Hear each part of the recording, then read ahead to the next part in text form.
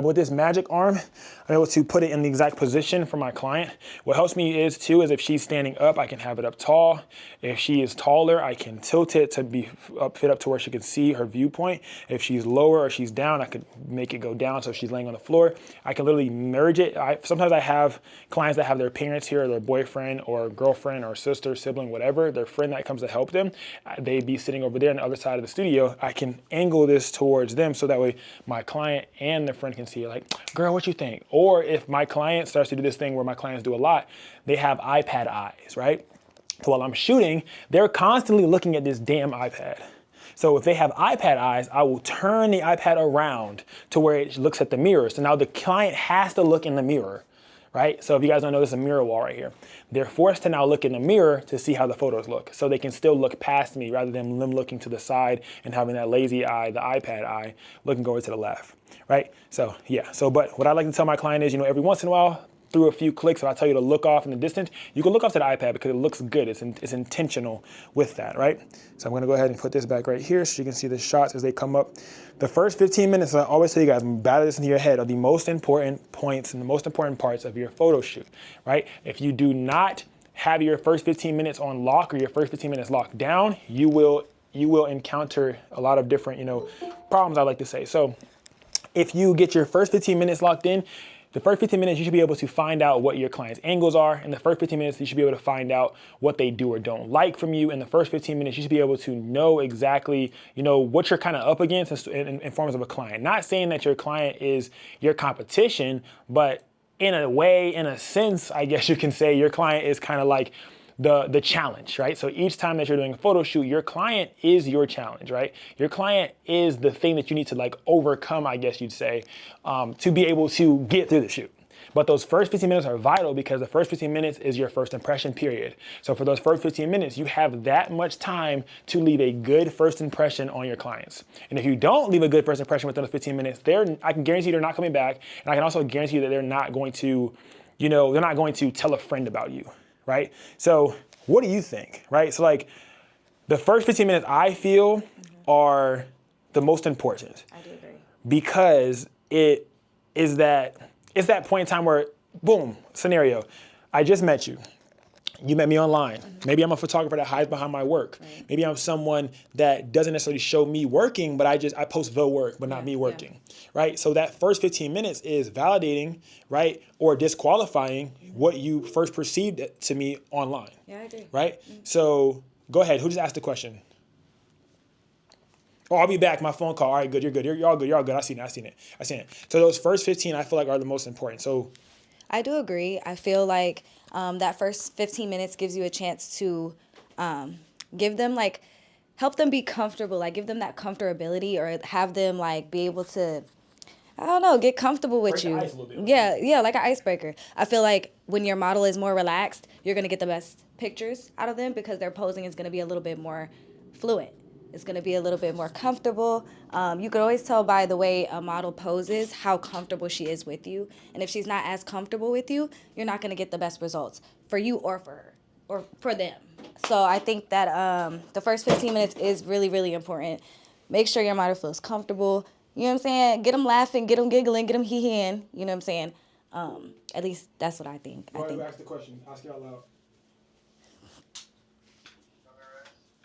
What if the model of the guest that she brings is making her feel uncomfortable, and you could tell that as a photographer, but the model, I guess, still wants them there, or maybe the model. I hide them. So I've had that happen before multiple times. I hide them. So I have a curtain right here in my studio, and me in particularly, I have a curtain in my studio, so I hide them. I'll be like, for example, if they're like, oh my gosh, stop. Like, oh my gosh, Darnell, stop looking at me. I'll be like, Darnell, I'm gonna make you go behind the curtain. I'll jokingly, but be dead ass serious about it. So I'll put them behind the curtain or put them off or have, you want Darnell to sit outside? Darnell making you feel uncomfortable? And she'll be like, yes, Darnell, turn around. I'll be like, yeah, Darnell, go sit outside or something like that. I'll be joking, but I'll be dead ass because my client is my most important asset. I don't really care about the friend. I mean, it's cool to make sure the friend's comfortable as well, yes. But my number one priority is my client. So if my client feels uncomfortable, I'm finding a way to hide you or subtract you from the situation.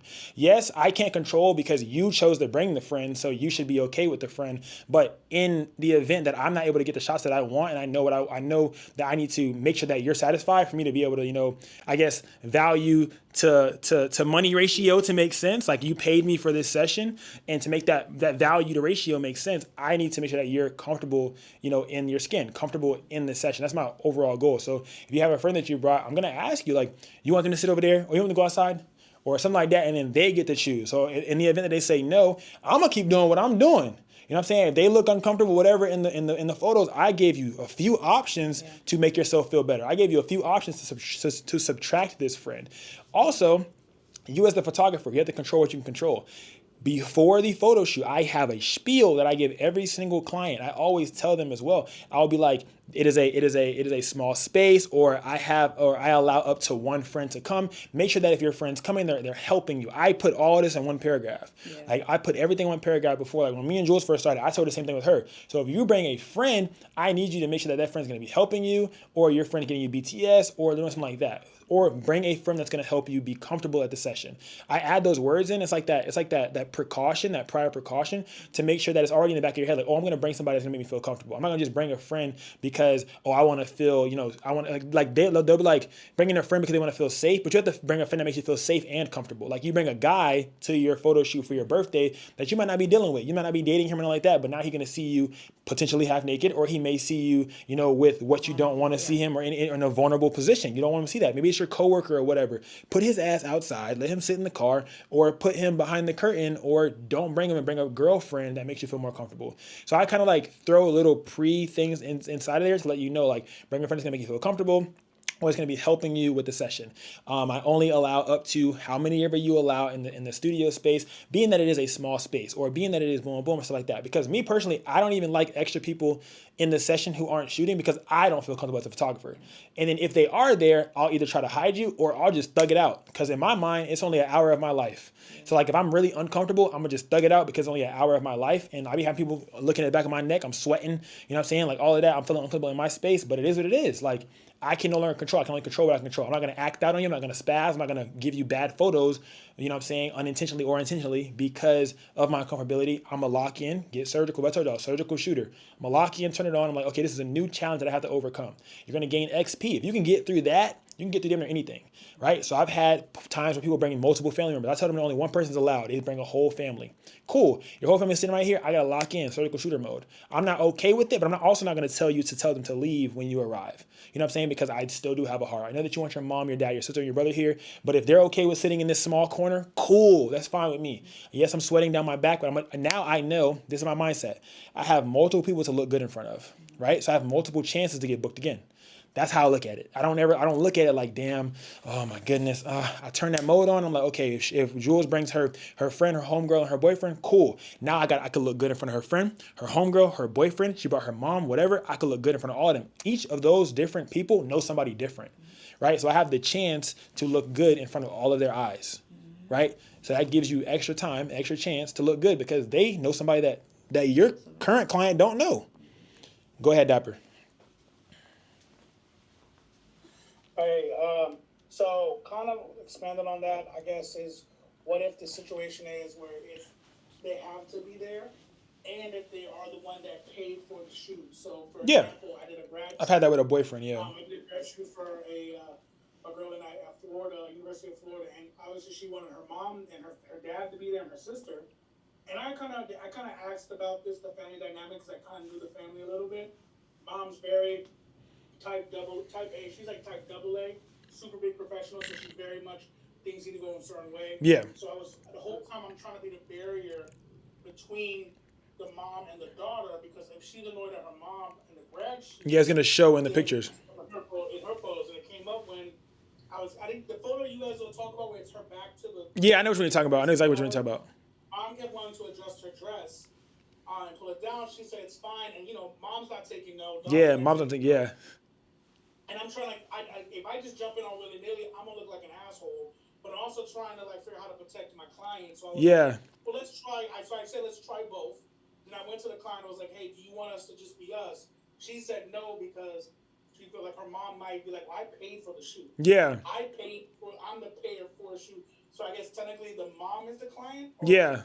So in that space, definitely, like, at that point, the mom really is the client, but I do always cater, like, so boom, it goes like 60-40. I'll do 40% suggestions from mom, 60% suggestions from the daughter, because if your mom buys you a pair of shoes, she's not the one wearing a pair of shoes, but she still paid for the pair of shoes. So it's like the mom still has some say over the type of shoes that you get, but she really don't got a say over the final shoes that come out or the shoes that you decide to wear or walk around in. You know what I'm saying? So like they could buy them, but you still might not use the shoes. But in our instance, I want you to be able to use our shoes, so our photos, right? So I had that exact same thing happen. Boom, stepdad, mom, stepdad, real mom, real dad. That was like the dynamic that I had, and it was like 4 friends. So, and that was the one in the rain. I was live in the rain with that one, and you guys saw that. So it's like mom was kind of like standoffish, and mom was kind of like, oh no, do it this way, and then dad was just kind of like whatever y'all want to do. You know what I'm saying? So, and then but the mom was the one pushing it, the mom, right? Then you had stepmom. So you now have stepmom not trying to cross over mom's territory.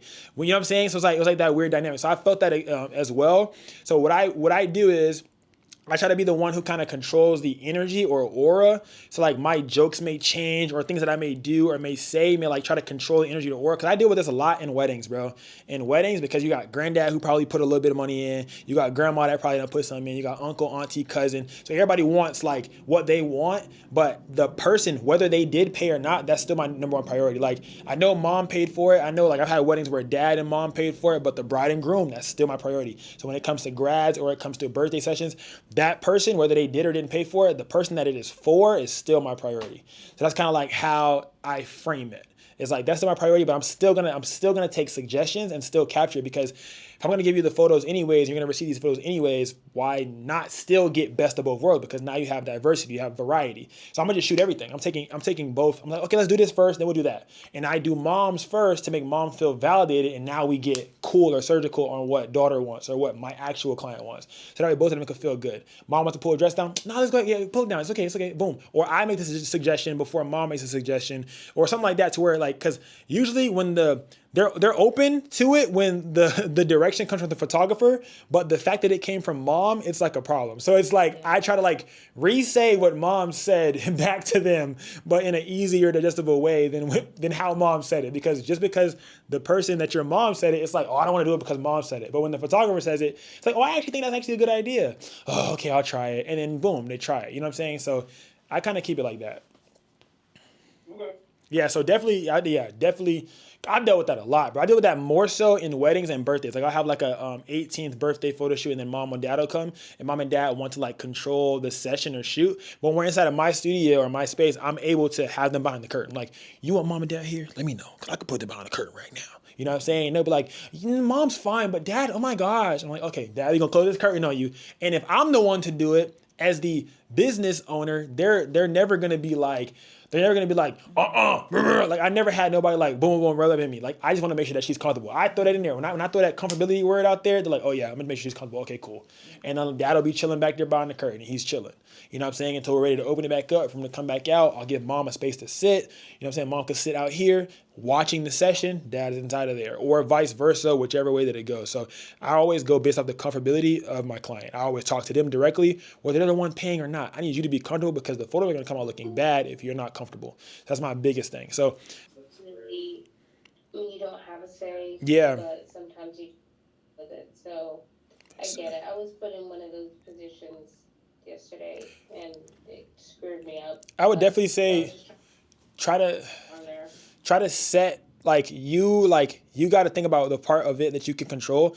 Also try to set those boundaries early, like in the mindset of like when you check in for that session the day of or the day before, set those boundaries early. Like, oh, the space that we're going to be in the studio is a boom, boom, boom, boom. Or like during your session, I only allow a certain amount of capacity, and make sure that the person that if you decide to bring someone, to let me know prior or something like that, like for safety reasons. I throw that in there. I always say safety, bro. I be using safety for everything. I'd be like, man, my space is a relatively small space. If you're planning to bring someone with you, make sure to let me know prior for safety concerns. And like when you throw the word safety, they're like, oh shit, let me listen. And now I know, because like my thing is too, like with my ADHD, bro, if I'm not aware, like it will make me feel uncomfortable the day of. Like if I'm not aware, it makes me feel uncomfortable, but I know that it only lasts an hour and I have to thug it out. So now when I figure out like, oh yeah, like my client will pull up, they'll be like, oh yeah, by the way, my cousin's in the car, like, can he come in? And I'm like, yeah, come on in. You know what I'm saying? Now I know, boom, I got to turn that, I got to flip that switch on. But the more and more that it happens to you, the easier it gets, I guess, to deal with. But when you try to set those boundaries, if you do everything that you can on your end and it still goes the other way, you got to deal with it. You got to figure a way to be okay with dealing with it. But if you know that this time, with how it really messed you up, if you didn't, set boundaries before or give them a spiel before when checking in, then you got to kind of take some shots too. But okay, I could have did this a little bit better. So that's the same thing with me. Like I've had that same exact thing. Like damn, I didn't tell her how many she could or couldn't bring. I didn't tell her that that make sure to bring somebody that you're comfortable with. I didn't tell her to make sure that the person that you bring isn't on BS and like what I'm saying, y'all won't be joking the whole time. I didn't set a standard or a boundary. I just said that tomorrow is a photo shoot, just checking in for our time slot, see you there. Now if she comes and brings 5 people, I can't get mad because I didn't set the tone. I didn't set the tone. So I can't get mad. You know what I'm saying? So that's kind of how I think about it too. It's like control what you can control, and then you can't get mad if it was something that was within your control that you didn't control. You get what I'm saying? So just grade yourself on that and know that, okay, next time I got to do this better, And then, yeah, bet. So, boom. Anybody else? Well, I mean, anybody got a little something to tag on to that or a question that may be connected to that before I move on? Anybody, let me know, so I could on some shit. No? All right, bet. Go ahead. The only thing I'd like to add to that would be like, me, I'm more so in the fashion era. So like, as far as dealing with designers and stuff like that, makeup artists, I feel like you said, setting the tone. So I don't know if anyone else deals with fashion, but I would just say, remember you're the photographer and they came to you. That's real. They hired you. You hired me for a reason. Yeah. Yeah. Don't let people push you around with how they want things edited or to look, because again, they came to you for your style and your vision. So same thing for clients when it comes to parents. It's like, yeah, they're paying you. But who chose you? Yeah, that's real. So that's all I wanted to add. That definitely makes sense for sure. That is definitely true because they definitely did choose you out of anybody else that they could have chose for your style and vision. If mom wanted things a certain way, then maybe mom would have chose a different photographer or someone that was a family friend or something to get it the way that mom wanted. So I definitely could see that for sure too as well. Yeah, that's definitely real. And then every industry is going to be a little bit different too. But I just try to always keep the mind of who chose me. Like who chose me? Like that's the person who I need to make happy. You know what I'm saying? Like who's paying is, yes, they're my client. That's cool. But like who's the person that chose me? You know what I'm saying? And that's the person you make happy. When it comes to businesses though and events, then obviously the person who's paying you is what obviously the person that's paying you is the one who makes the decisions because you're doing an event or it's a business branding. The person who is over that's who you listen to, of course. But when it comes to like, one-offs like baby showers, baby shower, birthday, weddings, I'm listening to the person that matters, the bride and groom, the mother of the one who's expecting a child, the dad and mom at the baby shower. Like I'm focusing on those people, even if they're not the ones who paid. They're the ones who chose me though, so I got to make sure I fit their criteria and things of the sort. But I still make sure to make everyone else, like those who did pay, feel cared about. You know what I'm saying? Like feel like their opinion matters. You know what I'm saying? So I'll definitely make sure to do that. Right now I'm setting up a 2-light setup, you guys. I was gonna do a 1-light. I mean, actually, should I do a 1-light? I should do a 1-light for y'all, right? Okay, I'm gonna do a 1-light. I'm not gonna do 2. I'm gonna turn this one this way so that way y'all don't even think I just turned it on. It's not even on. I just turned it off. Somebody asked a question. Go ahead, fam. My fault, real quick, because you said baby shower. I did a baby shower, and for events, you're talking to everybody, you're engaged. Yeah. The client didn't like that the guest had more photos at the photo booth station than she did. So I would say with that stuff, like don't let clients make you feel bad, especially if you were at the event trying to get them to get shots. Yeah. 1000%. Because I've had that happen too, boy. Oh my gosh. I've definitely had that happen as well. But it's like you weren't available or you were always over here, always over there, always doing this. It's like you really can't get mad. But keep it in your head too as a photographer as a mental note to make sure that you are prioritizing to get shots of them. You know, things of that nature too. Like I always when I first arrive, maybe even if I arrive and it's dead and I go back to my car, I arrive, speak to you, make sure that you know that I'm present, make sure you know that I'm where I'm gonna be at, where I'm bouncing around, and what kind of cues I'll give you. Like, oh, like, you know, I'm gonna be over here. If you like, you know, you just give me the look, let me know like that you need me to like come over, but I'll be shooting, like, so set the tone early as the photographer everywhere. But that's with weddings. I've probably seen the behind the scenes video I did on the wedding where I would go in, I would talk to them first and see where we're at. You know what I'm saying? See how is the schedule going. Then I either go back to my car and debrief with myself before my social battery runs out, LOL. But I'll do like little things like that to set the tone and to create, to start off by already having, you know, the boundaries set, you know what I'm saying? So getting there and setting the boundaries, because if you can control the boundaries and you set the boundaries, people can't really go past those boundaries. Like, I mean, they can, obviously they force it, but like it's a lot harder for you to get effed over if you already set the boundary. You know what I'm saying? So set the boundary and then, you know, move around that boundary. Because if you just arrive to a baby shower and you just start shooting, taking photos, the boundary wasn't set. You didn't get with them. You didn't debrief. You didn't talk to them. You didn't set the tone and say, hey, I'm going to be around here. Anybody want to make sure that I get, oh yeah, can you get details of the cake? Oh my God, they took forever on that cake. Can you please get pictures of that cake? Oh yeah, my mom's here too. My mom paid for the thing. She's going to be feeling really bad if you don't get pictures of her. I want to make sure that I get pictures with everybody. So at some point, you know, could you like help me remember to like, come on, they have pregnant brain. You know what I'm saying? You got to remember that too as well. They're not remembering everything. So they kind of want you to remember stuff too, because why did they hire you? To be the same thing with my client. Like, I'm like, oh, right now you're already, like, I came to her. Right now you're already, if y'all watch the POV, it's in the Patreon. You guys are all in the class, so you guys better watch. I did a baby shower POV video I posted. So I'm like, talking to her, I'm like, oh, why you're already standing before you sit back down, go ahead and get your picture with everybody right now. Like, oh, yep, you're right. She wasn't even thinking about it. Boom. We go to the little space, she's sitting there, I go talk to the DJ. Hey, can you go ahead and put on a little thing like to like let them know that she wants to take pictures right now? DJ goes, hey everybody, we're gonna take some photos right now for the boom, boom, boom, bam. Right there, I got him. Now I'm in one spot, made my life easier, made her life easier. I don't gotta keep getting up, sitting, going down, getting up. She don't gotta go up on top of the stage, come down, go up on top of the stage, come down. We shot, bump, bump, bump, bump, bump. We're getting everything out right there at that exact time, right? So now I make your life easier because you already got a shot with Auntie, Uncle Joe, Auntie Samantha, Auntie Samantha, man, Pamatha and Pamela. You already got pictures with all of them, you know what I'm saying? And that even comes through pre-production, bro. Like when you're talking to them and you're booking the session, like I be treating events like weddings sometimes. Like, you know, is there someone that you want to make? Because I do hybrid coverage, so I have to make sure that I have the recap song ready before I shoot, so I know the tempo of how I'm recording. So I ask those things prior. For weddings, I do hybrid coverage. So I'm asking your song list so that way I can have songs to be able to use. For the baby shower, I'm asking what song do you want in your recap before. I don't ask that after I shoot it. I used to back in the day and it used to F me up because now I'm trying to force fast clips to match on a slow song. You know what I'm saying? Or slow clips to match on a fast song. Now I'm like, damn, this song really could take some slow motion, but I done already shot it. Now I gotta force the clips to match the beat rather than making the beat match the clips that I take, right? So having that when you check up, hey, just checking in for the baby shower this weekend, or hey, just checking in for the wedding this week. On wedding calls, I record my wedding calls so that way, on the Patreon too, you guys can watch live wedding calls that I did. So I record my wedding calls, I talk to my clients live, right?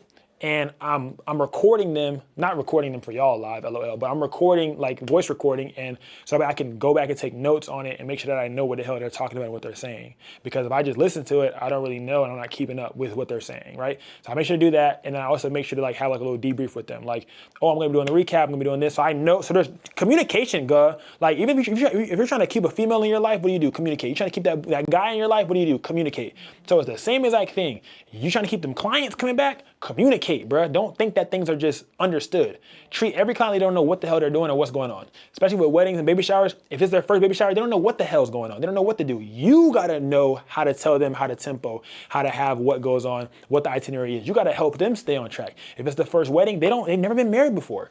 They don't know what's supposed to happen. They don't know the normals of this and that. So you gotta be in control of those things too as a photographer to make sure that you get everything shot and executed. With events, with weddings, with anything that's necessarily you outside of your body, whether it's hybrid or whether it's regular photography. Any more questions? Let me know. I'm gonna shoot while answering.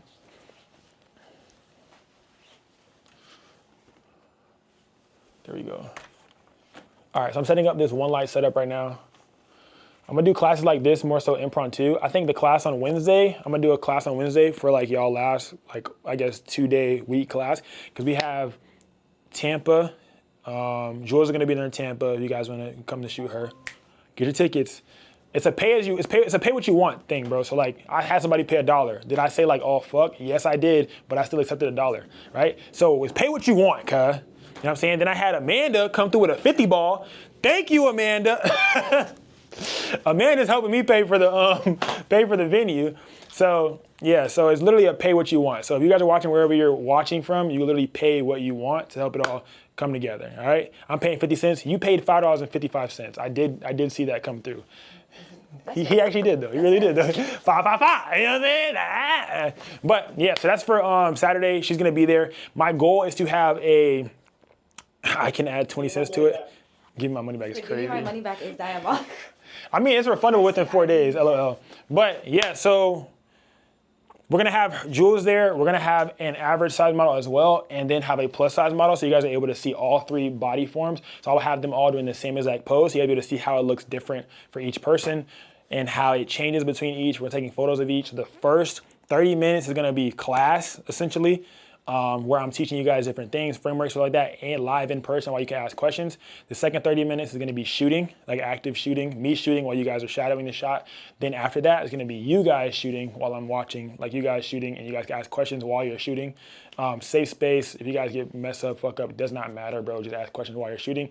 The last 30 is gonna be straight content. Like we're gonna be doing reels, TikToks, content, all types of vibes. Like ask questions on your content. If you got questions about like your app, how to cut this, boom, whatever it is, taxi, what times do you post, whatever the fuck. How do you frame your caption? I don't care. Ask that bit. I'm gonna give it out. So that's gonna be all for Saturday. It's gonna be a vibe. It's gonna be from 12 to 2 p.m. in Tampa, Florida. The location drops 48 hours before the day. Safety concerns, duh. So yeah, and then if y'all want, I'm gonna drop the registry for Miami this weekend as well. So right after that meetup, Miami's registration is gonna open up too. Miami's gonna be March 28th. So, and then Atlanta is after that, which is gonna be the 26th. I think it's the 26th or the 27th. It's a Saturday. The last Saturday of April is Atlanta. We're booking out Atlanta right now. Atlanta studios are already getting booked out. And a whole bunch of different little things are gonna be happening in Atlanta too. So if y'all, Atlanta, I ain't gonna lie, Atlanta's the one where like, nigga, I'm going all out. Like, that's gonna be the one where you don't want to miss that bitch, virtually or physically, and things of that nature. But yeah, so all that registration is gonna open up later on. So this is a one light setup. These ambient lights, if y'all want me to turn these off, I can to make y'all feel better. If y'all don't have them in y'all studio and y'all want it to be dark in here, I can do that. Ooh-wee, can't wait. Go ahead, Dapper. Oh, Kenny was asking, is it gonna be outside again? The Tampa one? Yeah. Hell nah, I ain't gonna have y'all cold, bro. I'm gonna have y'all in a. We're gonna be in a. That's the reason why it's pay what you want, because I have to pay for a studio space. So I'm getting like a warehouse type space, yeah. So it's gonna be in a set. It's gonna be in a set space. It's not gonna be outside. I was trying to get that. Remember I told you I was trying to get that partnership with that facility. Cause I had that meeting with the city of Tampa. It went through, but something clashed. So the date. It went through and they said I can do it, but it was the 28th. I couldn't get the 28th because they have something else going on that same day already for an event. And I've been hitting them up for a month, bro. So, but I think that thing just came up out of nowhere. But it's they're bigger than us, if I'm being honest. So I think that it makes sense why they chose them over us, because there's no proof of concept yet. After we do 3, 4, 5, 6 different cities and states, they're like, oh shit, we need y'all to come to our facility. So it makes sense. And I understand. Currently right now, PNG Kulture is not undeniable. But in the next few months, when we hit about June, we will be undeniable. So this shit gonna be crazy, right? So we keep building up until we become undeniable. So now when we want to do a facility, they can't say no, right? So that's the goal. But yeah, it's gonna be inside. It's gonna be in the studio space. I'm locking in the studio space within the next 2 days so that I'll have the location solidified, and I'll share that with PNG Kulture. I won't share with anybody else, so that you guys already can like start scheduling your traveling out and stuff like that, so you guys will be able to come out and stuff like that as well. So yeah, Jules will definitely be there though, so you guys will be able to shoot with her as well. Jules will be there, and then I have a dark skinned plus size model that's going to be there as well. I'm trying to have different skin tones as well for you guys to be able to play with and see how all the different modifiers, lighting, stuff like that goes with those different skin tones as well. And I'm trying to have one Caucasian client as well, and I may have a male photographer there. So we'll see.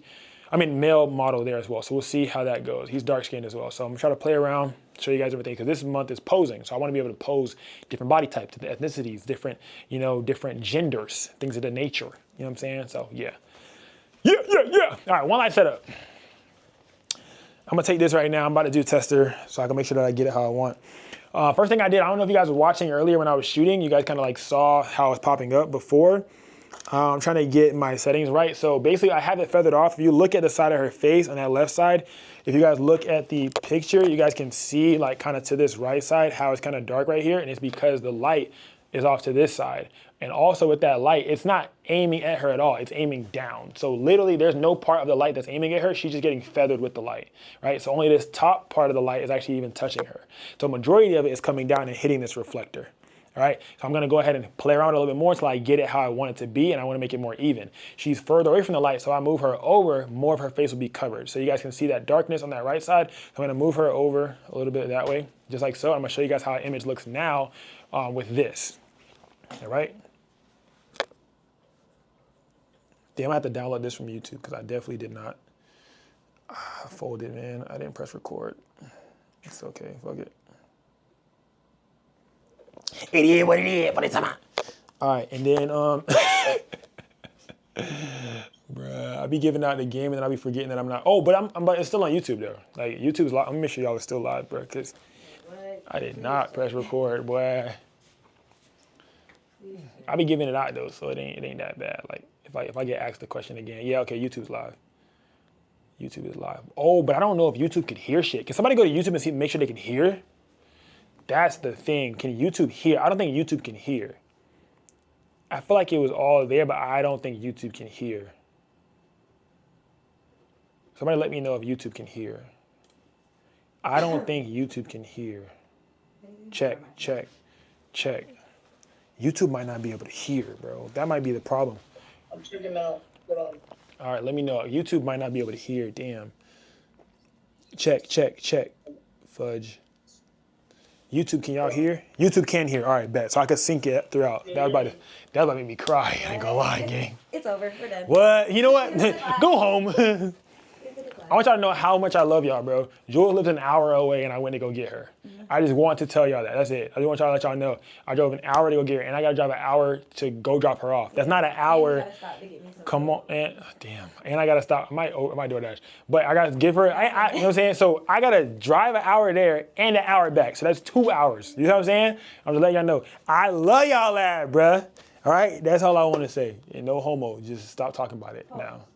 I just wanted y'all to know that. That was it. It's just stop talking about it now. Don't ever say it like that. All right, boom. I'm gonna take a picture of her in this position right now to show you guys how it is. So this may be how the classes are more impromptu. And on Mondays, when we do Monday's class, I will let you guys know if there's a class on Wednesday. I think that's how we should do it now because I may not have availability, but I may have availability. So this Wednesday, we will have class. And this Wednesday, it will be more of a sit down Q&A type class. It won't necessarily be going through too much of a framework or anything like that, but bring your questions. Create questions today, have questions tomorrow about any fucking thing, whether it's about posing, whether it's about photography, hybrid, videography, whatever.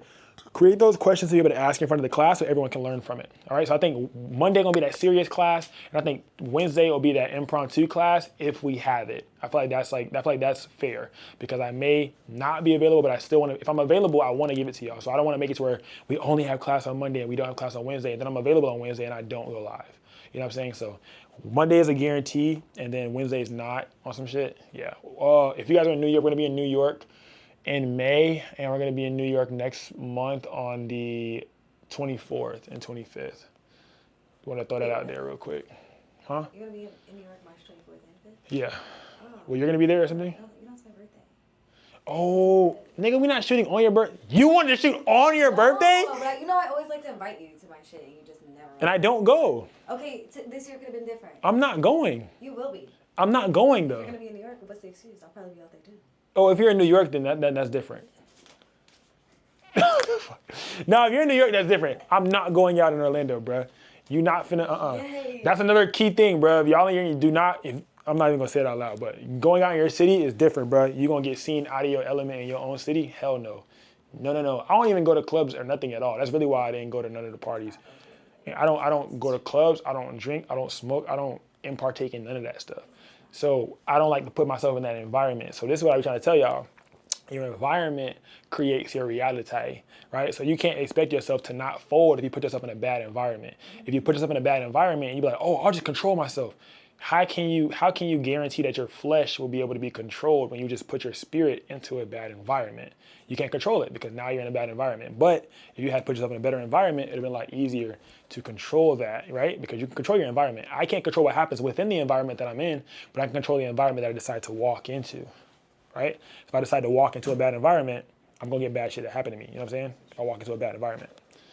But yeah, that shit. But if we in New York, you know, the entire environment's good. You know what I'm saying? So it's not that bad. All right, let me see. 3, 2, and 1.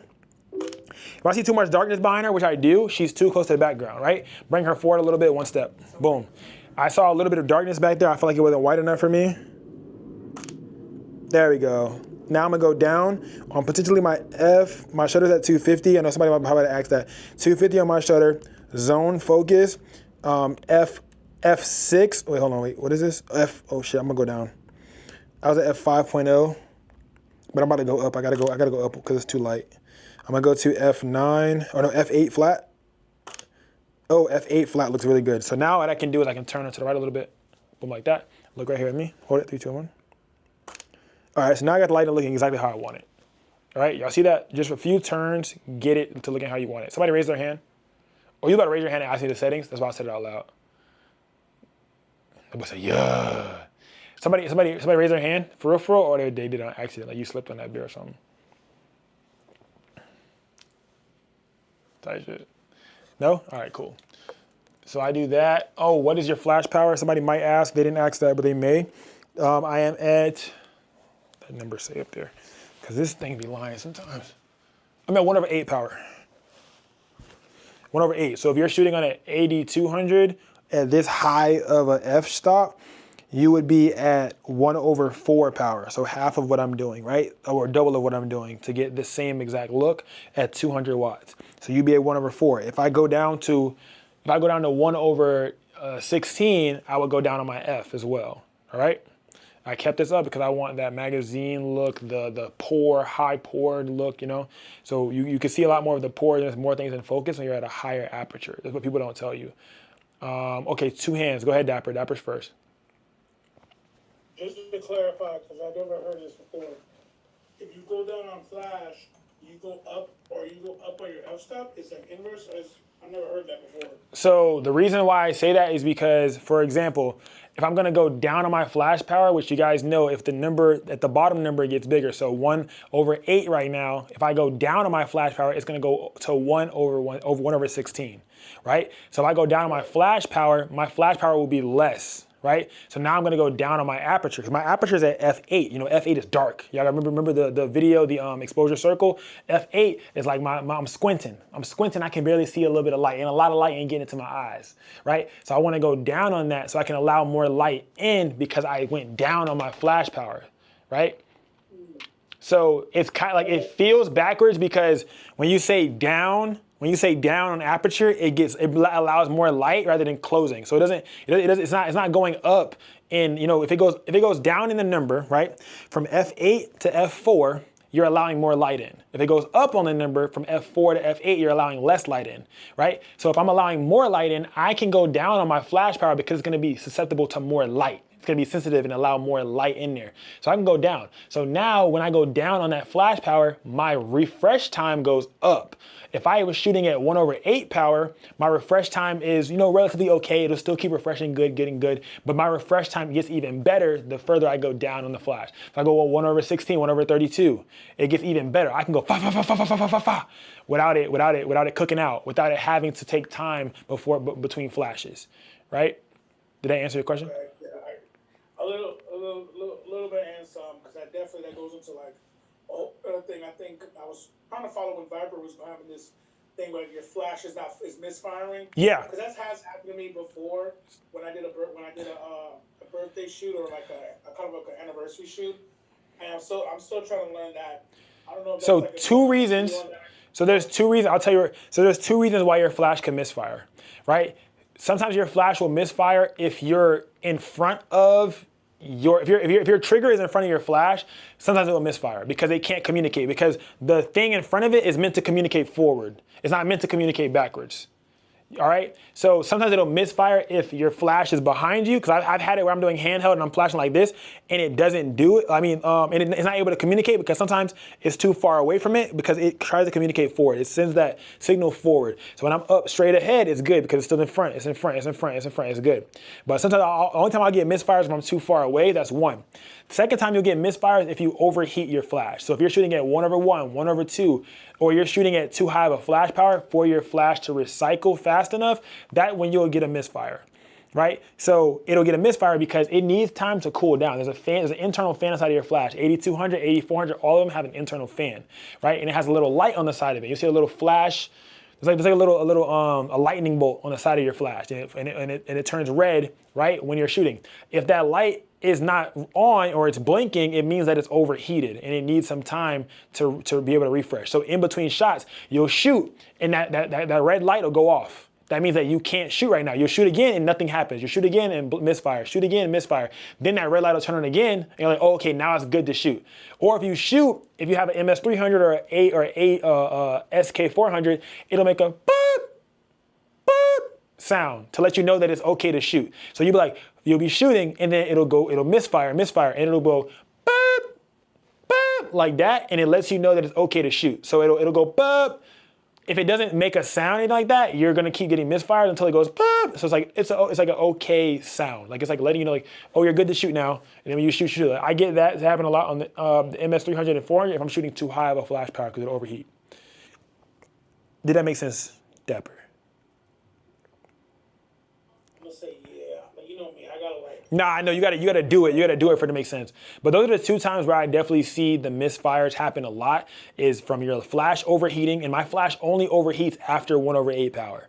From my 1/16, that's a safe one. That's like my max, like safe for like trying to do like lifestyle or shoot fast. That's a safe one. 1/8, you're getting a little bit more shaky because you're getting a little bit in that higher power where the watts, when your watts come out of the flash, the higher the power is, the hotter each flash is. So if you keep too fast, you're heating it up even faster, right? So you're going down the amount of time it's gonna take to refresh. It starts to go, your refresh time is like, damn, now it took 0.3 of a second, now it took the whole second.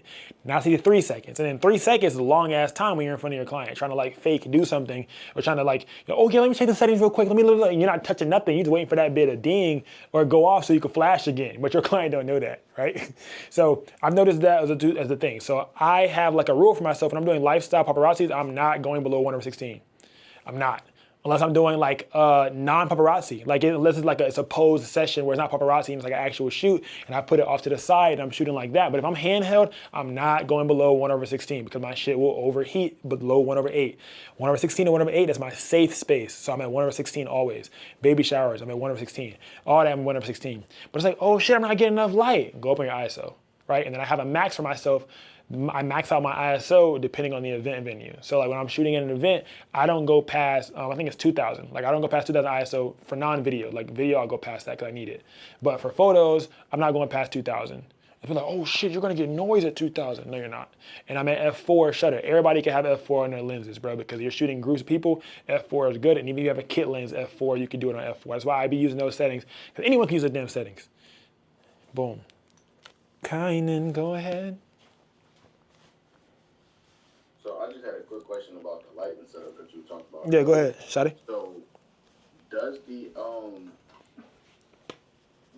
ambient light that you have set up really make a big difference? No. It's kind of like feel like. It does not. So I don't even try to look at it as feel like. I literally just look at it as light for y'all ass, because this light, the watt. So boom, these are. So you have watts, you have watt hour. Damn, I don't know. Do I really want to explain that right now? Because I feel like y'all can get confused. All right, so. No, I meant like just for No, I got you. So the speed of this light is faster than that light. You guys know how light travels. These lights don't travel fast enough to catch up to that one. That's also why there's a thing called that high-speed sync, when you wanted to go even faster, like than the sun, faster than other shit, to beat out that. I don't use high-speed sync at all, but I'm just telling you that that's what that's for. If you want to beat out the sun, you need to use it, you can. And high-speed sync is literally just enabled when you go past 250. 250 is when your camera maxes out. You go to 320 or anything past that, now you have entered high-speed sync. High-speed sync is literally just some shit that your light can go even faster to beat out the sun. The sun may travel at, let's say for example, make this shit make sense, your sun may travel at one fucking light year per second, right? Your flash may travel at like fucking 36 light years per second, because it's one, you know what I'm saying? It might travel way even faster. So this flash travels faster than these lights for it to even make a difference, all right? I'm gonna take a picture so y'all know. Go ahead. Carolina?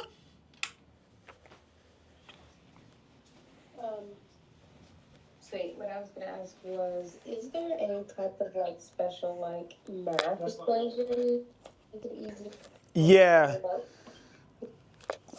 To make it easier to remember what flash power to use. Yeah, like sometimes people say like, oh, your shutter speed should be double your lens or something. Oh, like how they say for like videography, or how to say for like sometimes like photography, if you want to get an even what's the name? There's not, only because flash distance exists. So there's not an equation where it's like just easy to understand, because flash distance exists. So depending on how far the flash is from the subject, the equation is going to be totally different. You know what I'm saying? So it's like, and then depending on how big your modifier is, the equation is going to be totally different. So it's literally a per situation thing. The settings on the camera go with the settings on the camera, because that's all within one entity. But being that you have that camera, now you have this, which is the uncontrollable factor, not knowing how far the flash is from the subject, not knowing how big your modifier is from the subject. You really don't know what to use. I just know what I use in the space that I use over and over and over again. Just about talking. Test shots, exactly. That's in that first 15 minutes. That first 15 minutes is the straight test shots. Getting test shots, trying to see which lighting works best for the situation, for the scenario, for her skin color, right? I start at the same flash power each time and work my way down. So if I start at 1/16, and then I'll work my way to a higher one or a lower one based off of that. So 1/16 is my baby for real. Right, between 1/16 and then 1/32, I love those, right? When I'm out on location, I'll probably do 1/32, more so like a little bit less if I'm able to like really crank my ISO. But in studio, I'm at like 1/16, 1/8 if I'm not doing high pushes. What you just said? So like, is there a shutter speed that's like too fast to even consider using flash for example? I'm always using 250 for my shutter. So I mean, okay, that could probably like help you with your equation, I guess. I'm always using 250. That's me though. But if you're doing like headshots, I know you do headshots, and you might have like micro movements, like they don't have to really move too much. Like I might do one where I have Jules look over her shoulder. Sometimes I'm doing 250 so I can catch those hair follicles, right? But if you have the person more so posed and they're not really moving too much, you can go down on your shutter, like 1/125. You can cut it in half, right? So you can go down because they're not moving a lot, so you're not gonna get any motion blur. So you can go down to allow more light in. But, for example, specifically I'm talking about doing like sport. Okay, oh yeah, so 250. It's like, are you using flash or no? Yes. Okay, so with flash, 250 I think is your max out still, so you'll be fine. But if you're not using flash and it's natural light outside, bro, I'm shooting at like 1,000. My shutter speed is like my shutter speed is high as shit. Like I'm shooting at like 1/1000. Like I'm shooting at a very, very high shutter speed when it's natural light. So I can really, really catch those motions. Like if they're in the middle of that bat, or if they're in the middle of throwing the football, I'm shooting really, really high shutters, but that's natural light though. That's natural light though. What about high-speed sync? High-speed sync is, I only use high-speed sync when I'm trying to beat out the sun. That's the only time I ever use that. You can go even higher of a shutter, but your flash refresh time is way slower with high-speed sync. You gotta be very calculated with your shots, because high-speed sync, you're really pulling some fucking power out of your flash now, right? So your shit can really overheat way faster, like twice the amount of time, because you're using high-speed sync, which is why I don't use it, because I'm an 8200 demon, right? So I don't use high-speed sync. You can relax and lock your white and we'll look at your phone while I take a few test shots. Yeah, basically, yeah. Or look to the boom, this and that. Thumbs up, Boom. Who just asked the question? Somebody just asked the question? I saw a hand and it went away. No? Okay, that makes sense though. But yeah, sports, if you're doing sports and you're doing, what is it called? Not hero shots, it's called, I forgot what it's called. I guess media day or something like that, but they're still kind of posed, like where they're like about to throw the ball and you catch them in the motion, still that's the same vibe. And like I'll do 250 with that, and then I have my flash power. I still don't go past 1/8 because I need to catch them in that motion. Like even like in here, if a client like is a wedding client and somebody's trying to like throw their, wedding client, yes, probably their veil, or like if it's maternity and somebody wants to throw their maternity dress, I'll be at that high and to capture that moment too, to be able to catch it while it's flowing, right? So you may get some misfires there if your flash power is too high because it needs to refresh. Go ahead. You said you're using high speed. I always forget. Oh, I only use high speed sync if I'm trying to beat out the sun with my flash, but I don't use high speed sync any other time. High speed continuous shooting. Okay, yeah. So it's called, I use high speed continuous shooting. You should be able to change the speed of your high speed continuous shooting too, because you can do like high plus, high plus, medium. It depends on your camera, depending on what yours says, but I use high speed shooting. Like the burst mode on your camera, that's what I use. And then I use manual on here, on my flash still. I don't use multi or anything like that. Multi is like if you're doing low shutter shit. Okay. Are you gonna have a lesson on like flash? Yeah. Lighting is March. I mean, what's next month? March, right? Lighting is March. Lighting is all of March. So all of March is lighting tutorials and lighting classes.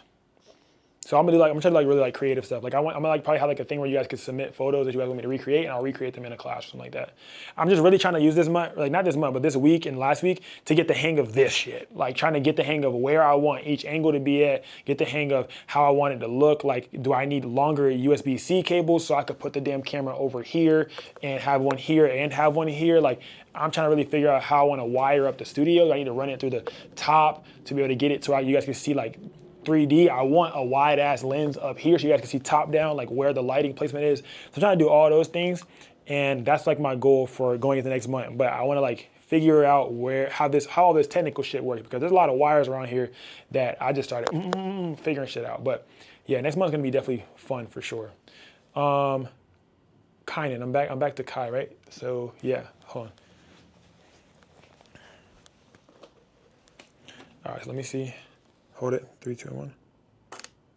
There you go, 3, 2, 1. So it looks exactly the same with or without the lights. And then I'm probably gonna like, let me see how it looks fully dark. I never have it fully dark, but if you make it fully dark, it's gonna be hard to even have a focus point on your subject. So I'm gonna still leave that other light on so y'all can still see me, because y'all ain't gonna be able to see shit if I turn all the lights off for real. Hold on, damn.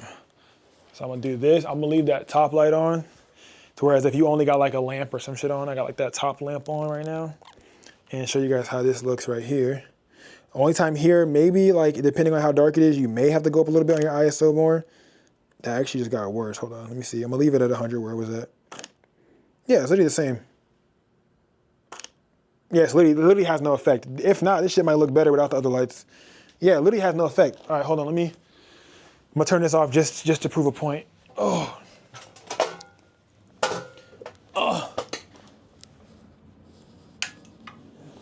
Now we got the TV as the only light you guys are able to see when it pops up. You said spooky? Head ass. Woo. All right, ready? Let's see if she'll be able to. Literally, if not, it's even fucking brighter, because the only source of light. We're in pitch black dark. Do y'all see that? That answered your question, Kai? This man casually taking better photos out, taking my whole life. Bro, in the darkness, I'm joking, all right. Kynan, did your ass leave? Is you here? I'm answering your question. Not gonna lie, that last picture right there, tough. Come on, I ain't in, come on, what? We got no lights on in the studio. When y'all be asking, oh, does having light on, ambient light change the quality? Fuck no, it's literally the exact same. if not a little bit brighter because it's the only source of light. And here, if I'm not able to see nothing, I can also go in here and turn my modeling lamp on too. I don't recommend it because it will burn your shit out. But you can turn your modeling lamp on if you wanted to for more light, right? If you want it, because like, I only turn my modeling lamp on if I can't focus. If I can't get the light to focus on my subject, I'll turn my modeling lamp on. But if you take photos with your modeling lamp on, you have 2 bulbs on at one time, you're upping the amount of time that it, like you're lowering the amount of time, or you're increasing the amount of time that it takes for it to overheat. It's gonna overheat way faster because you have both lights on. So if you guys look on your bulb, there's 2 bulbs. One of the bulbs are your modeling lamp, like for continuous light. The second bulb is for your flash. And you could dim it as well. You wanna dim it down lower, but it makes your shit overheat way faster. So I definitely don't use it. That boy Kai done left, man. I'm doing this for him. Go ahead. Are those processes, what are your... Say that one more time. What is your shutter speed and your flash and all that for that shot that you just took in the dark? Oh, so it's the exact same settings as when the light was on. So it's 250, f8, ISO 100. And then the flash is still at 1/8.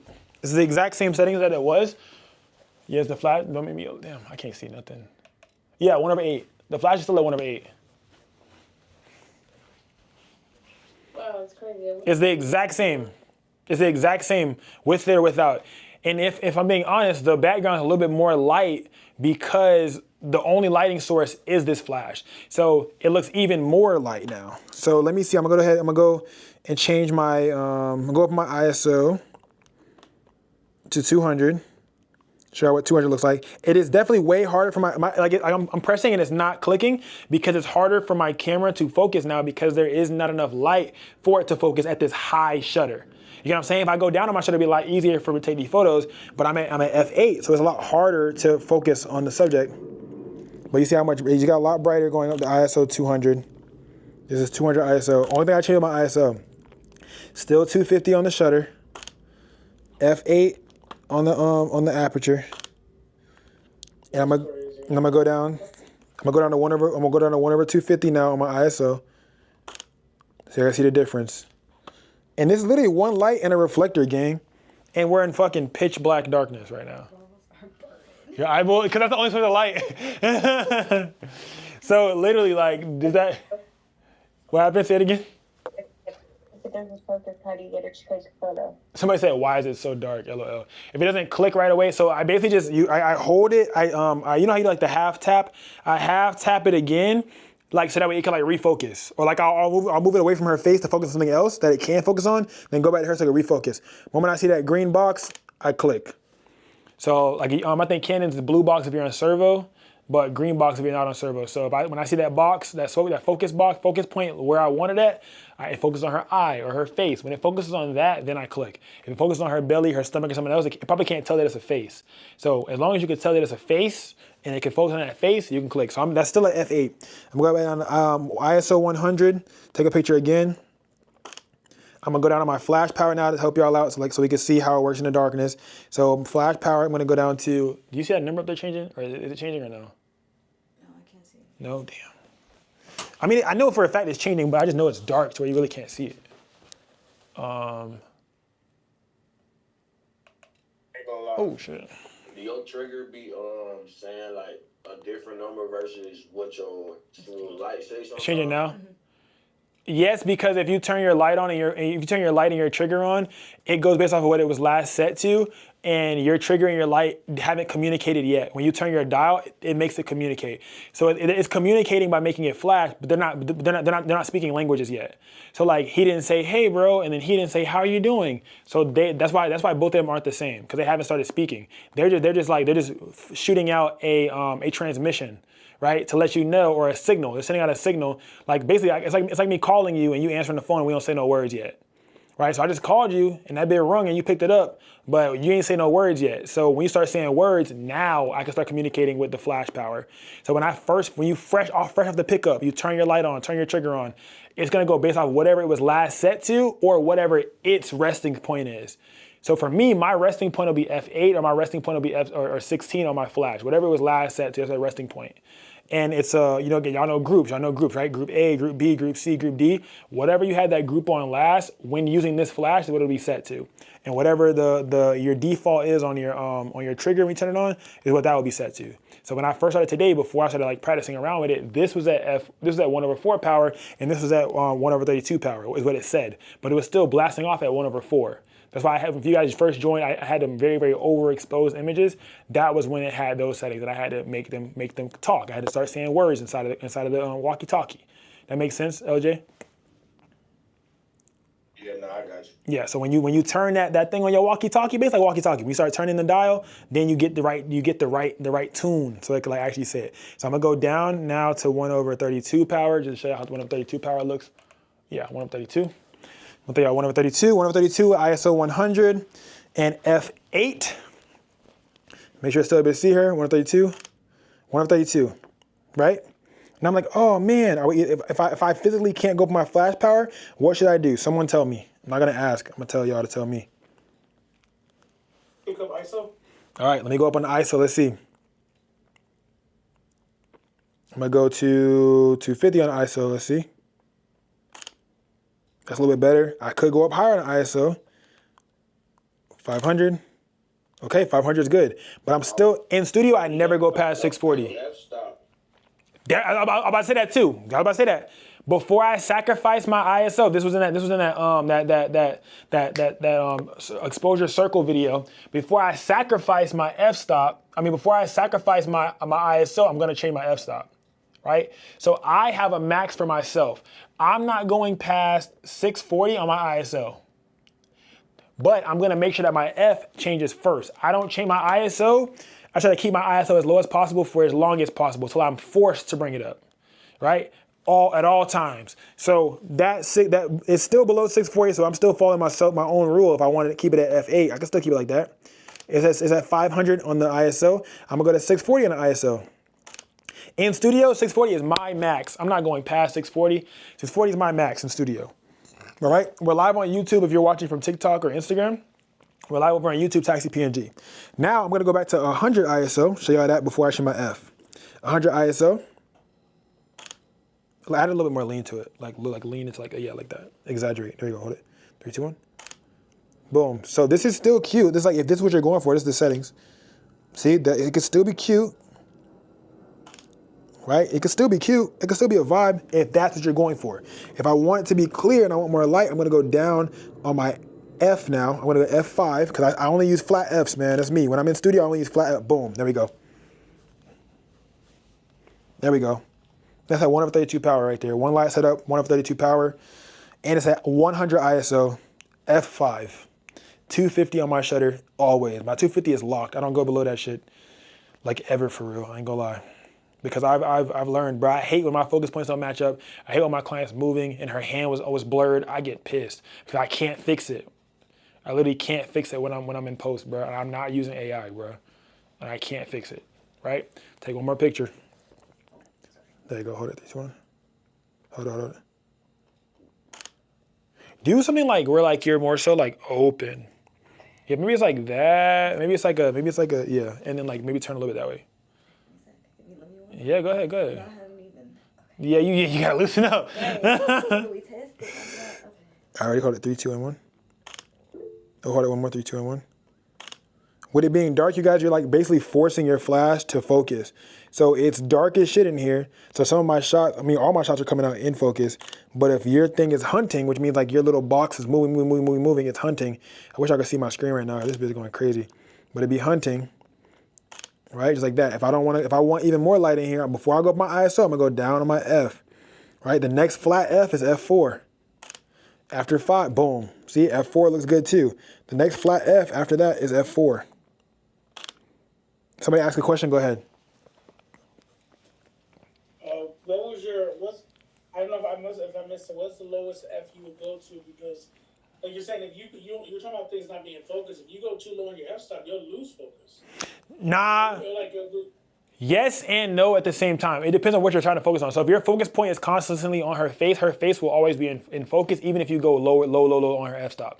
The only thing is catching that focus. Because your f, you can still be on focus. In studio, it's a lot easier to consistently get the same focus points because your background is constant. And on location, it's a lot harder when you go low on that f to try to make sure you could catch it. Like if you're at f 1.8, 1.2, you will definitely lose focus, guaranteed, right? So my lowest that I will go when I'm shooting events and like that is f4. The lowest that I'll go in studio is f4 as well because I have so much light. If it's a shoot where it's a style shoot or something like that, then I'll go f2.8. Or if it's really dark and I really need f2.8 and I have to, then I'll do that because f4 allows for majority of my subject to be in focus. From basically everything that's in the frame can basically be in focus. From her chest to her head can be in focus. If I'm using f2.8 or lower, only basically her nose and her eyes and her mouth are in focus. Everything else starts to lose focus after the ears. Right? So after 2.8, everything loses focus after the ears. If you're zoomed in fully. If I'm zoomed in fully and I'm looking right at my subject, everything starts to lose focus after her ears at f2.8. Hold on, let me see. Did that make sense, Dap? Like even right here, you can see her hair is not even in focus. So your lowest really, for the most part, in studio is 4.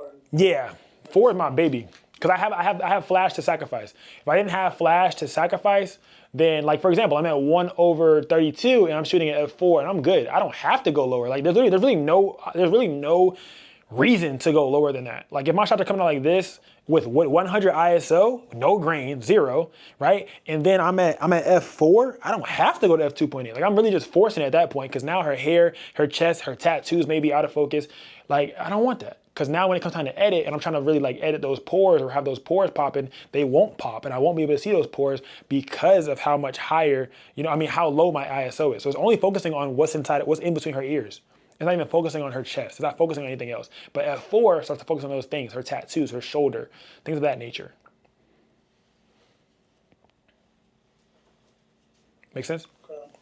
Yeah, okay. I tried for the shoot I did, the collab show I did the same. I kept my shutter speed at 250, f-stop at 4. Yeah. My ISO was higher and stuff. I lose sight of certain details, so my ISO was still like 4 to 500. Yeah.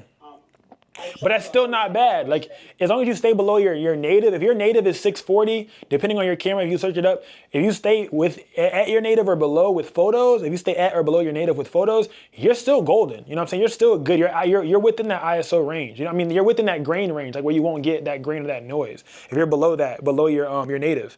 If I'm shooting videos, I stay at my native, right? So if my native is 640, I'm at 640. And then either if I need to bring in light, I'll bring in light. But you have some cameras that have dual ISO, so you can go double, right? So that's with those particular cameras though. But I try to stay at my native for video and I stay below my native for photos. So you still were golden, and then you just add more flash in there. If you're getting forced to go above your native, just add more flash, add more power, add more light into your situation, so you can still keep your settings at the best settings possible without having to be forced to go lower. Okay, yeah. Honestly, I've never gone more higher than 1/32. Okay, good. A few times 116 because I feel like at that point. Yeah, sometimes you need it. It's too bright. Yeah, you know what I'm saying? And then you really can't go, you can't really, and if it's too bright at that, then now you go up on your shutter, your F. Now you can go up to 1/8. Now you can experiment with those higher f-stops. If you want to experiment with those higher f-stops, you need to go up, your flash power needs to increase as well. If you want to experiment with higher f-stops, you need to increase your flash power as well. You can't spray and pray though.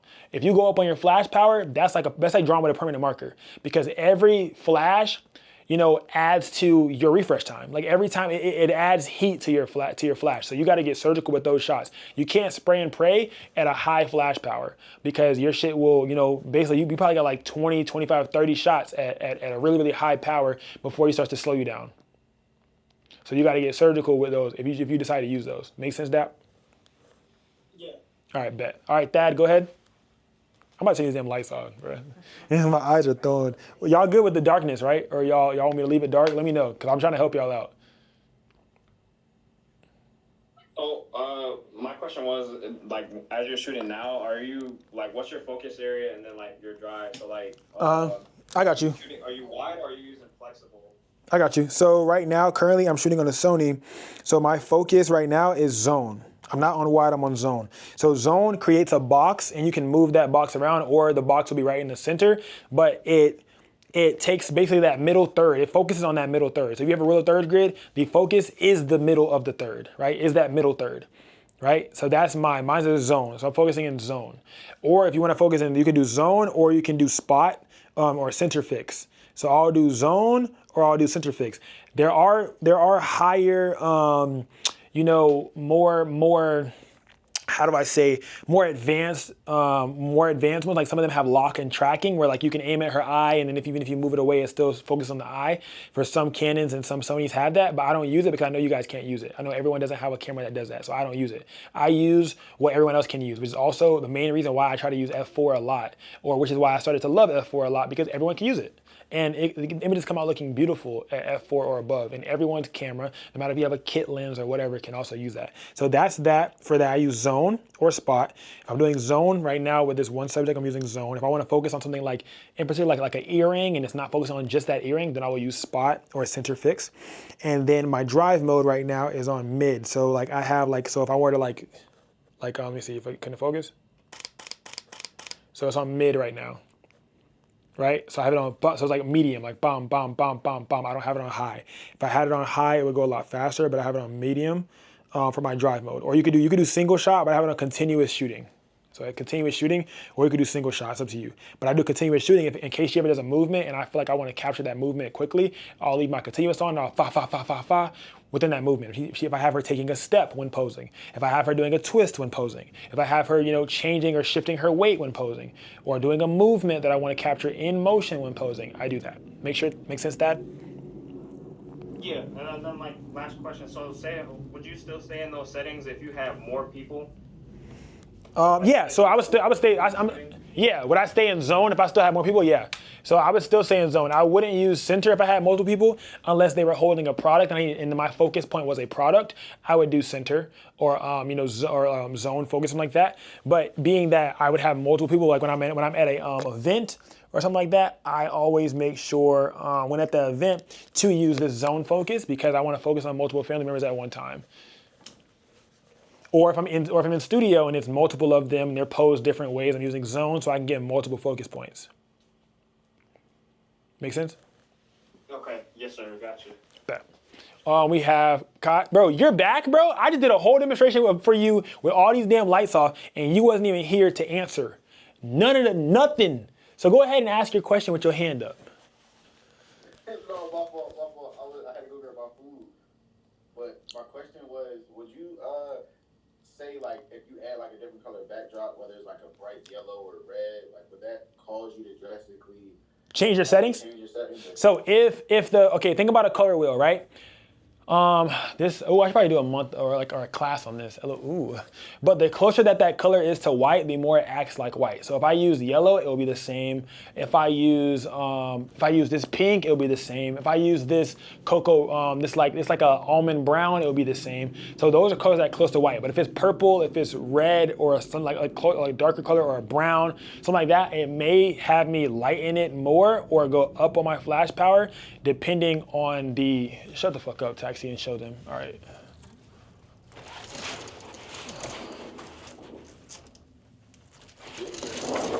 No, you're good. Go ahead. Stand back. Stand back where you're at. All right. So this is red. I'm going to show you the exact same settings on red.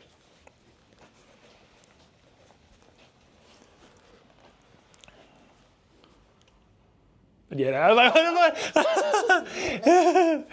all right, let me see. Oh, wait, hold on. I got to set it up. All right, the settings right now, 250, f4, and 100 ISO. Flash, 1/32 power. Damn, I probably should have took one with the white before I took the black, but it's fine. Oh, let me go ahead. This is the shot with the exact same settings. All right, so you guys can see that, I guess. And I guess I'll try to recreate that same frame. If it fucking focuses on her. There you go, let me see, 3, 2, 1. So you guys notice how that, with the red, the light gradient is different on that red, how it hits. So with white, if you guys remember from one of the classes, what does white do, what does black do, what does silver do, what does gold do? I mean, well, F gold right now. But what does white do, what does black do, and what does silver do? Someone. Okay. Well, No, you're not. You're not. You're not. You're not. You go ahead.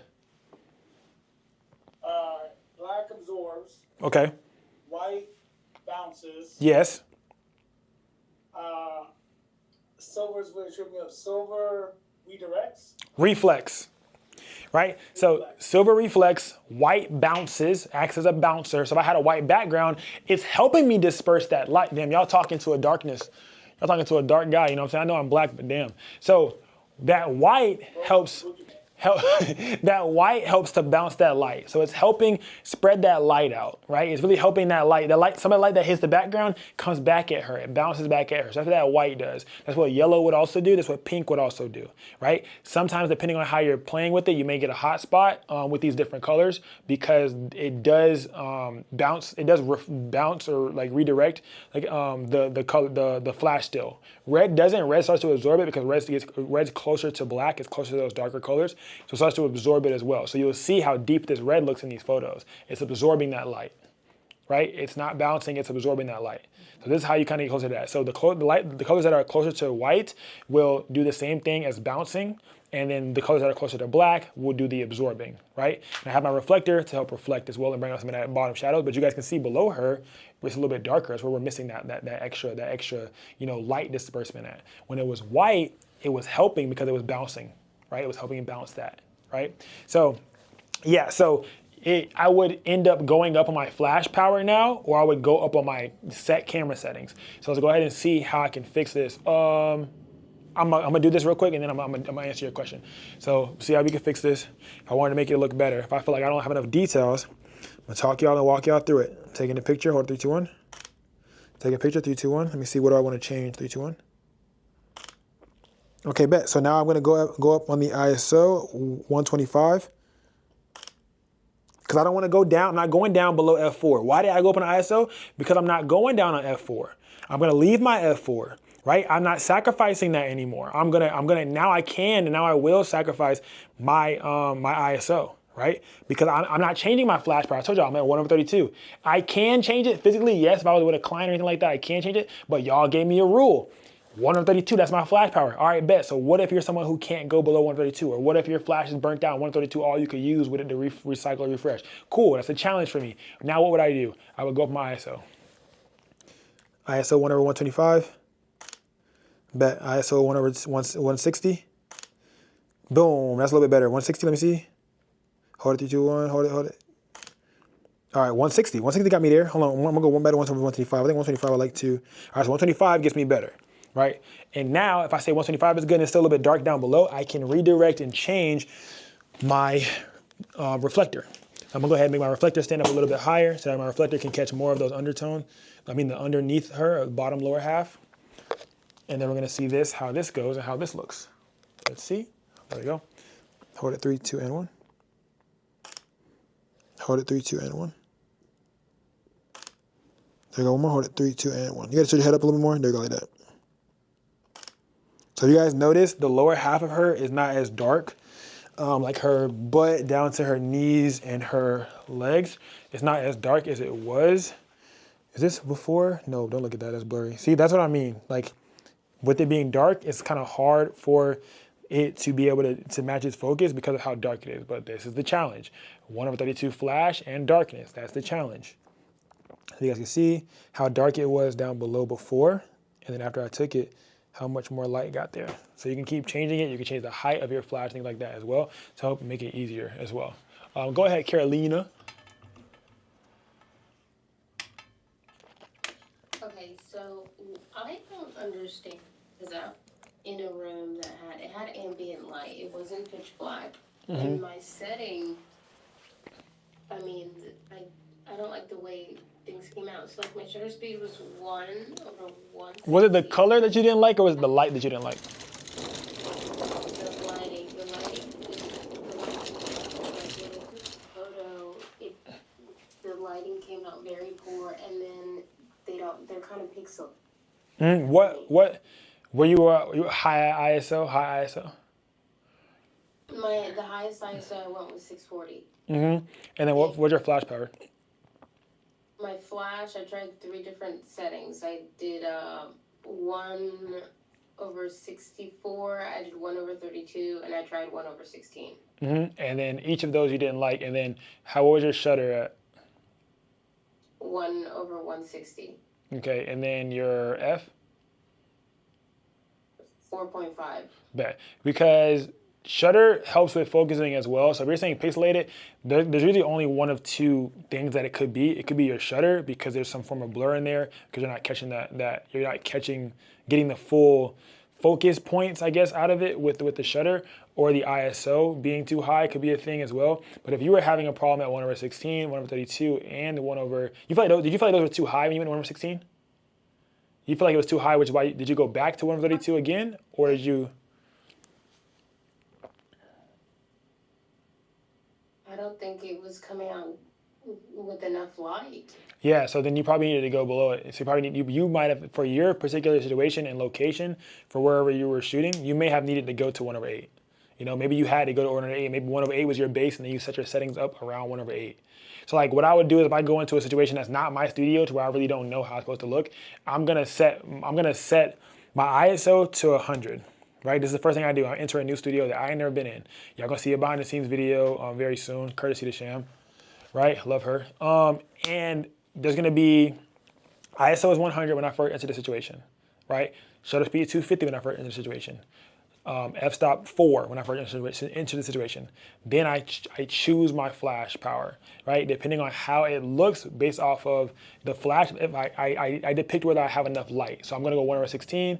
I'll start at 1 over 16. 1 over 16 looks good, I'll stay there, or 1 over 8. I feel like I need more flash, but like now, if I look at it, it's like 1 over 8, and it's overexposed in certain areas, I can leave that flash power, but now fix other stuff. Right, and also make sure you use your viewfinder. Don't always just look at your screen on the back.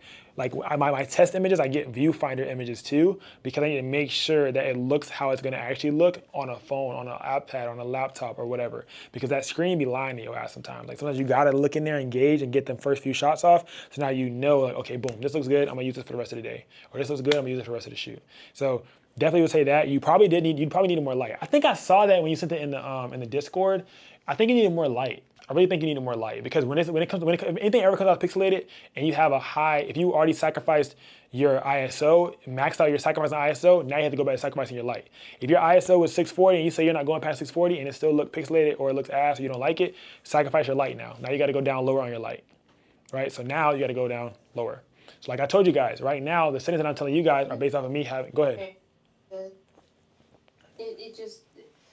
If I try to go higher up on the flash, for some reason the flash would like stall, like as if it was using too much. And yeah, it probably was overheating.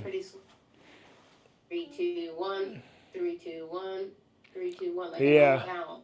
Yeah. That was high, so I was like, okay, I'm gonna lower the flash. Yeah, it definitely was overheating.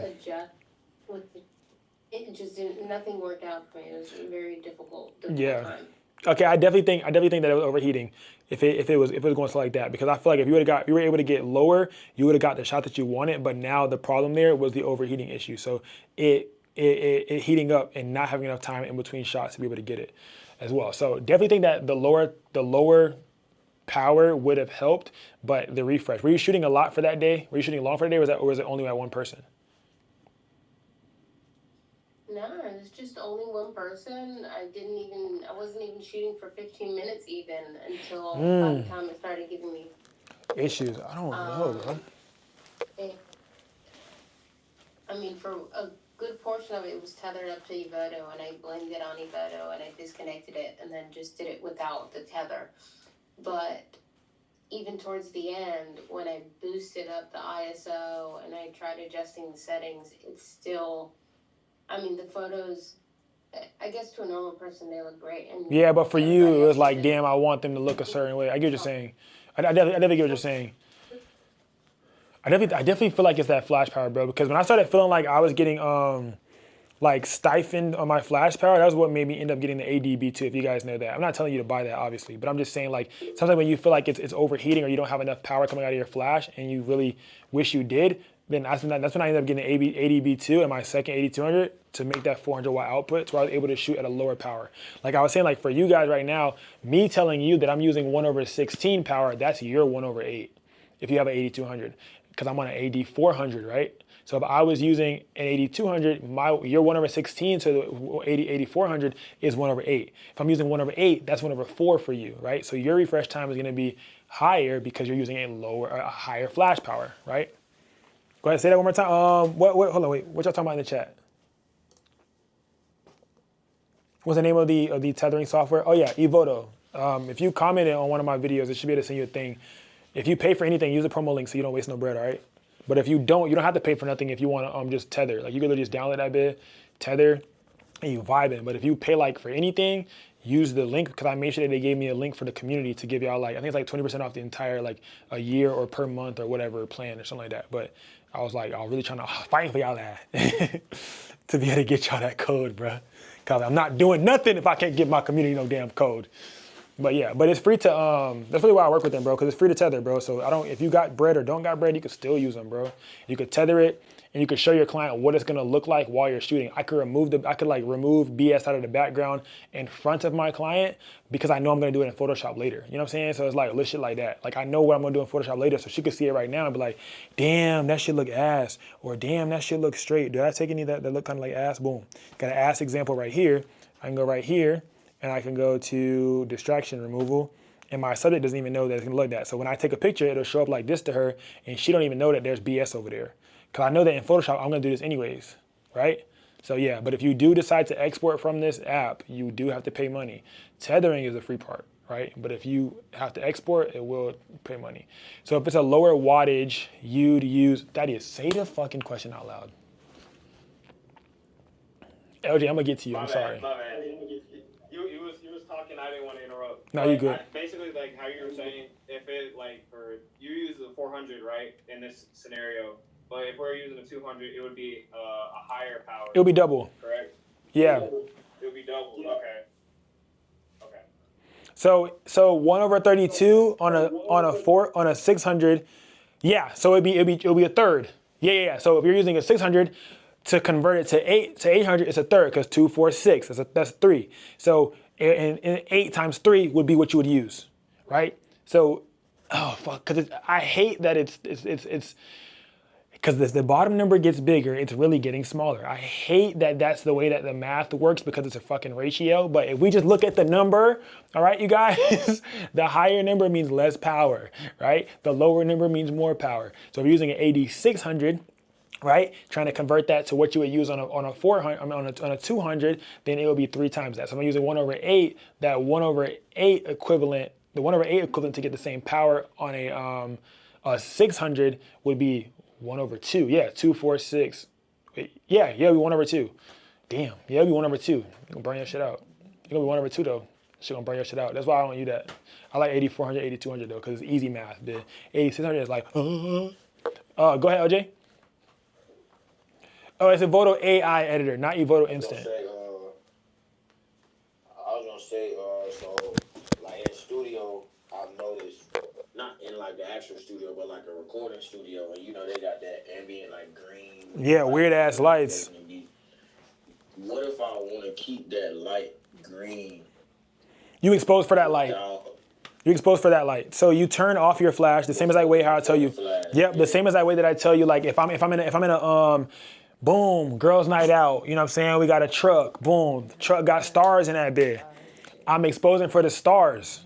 You get what I'm saying? And then I'm turning on my flash. Your flash is gonna be a lot less because I'm boom. Take off your same how I did it for the sunset, whatever. Boom, expose for the background. You're exposing for the ambient.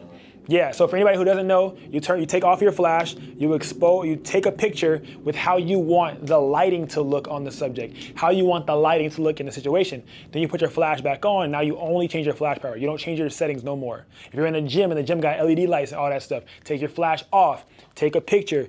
Keep changing your settings until you get the LED lights how you want them to look. Then put your flash back on and change your power to where it looks even amongst the two.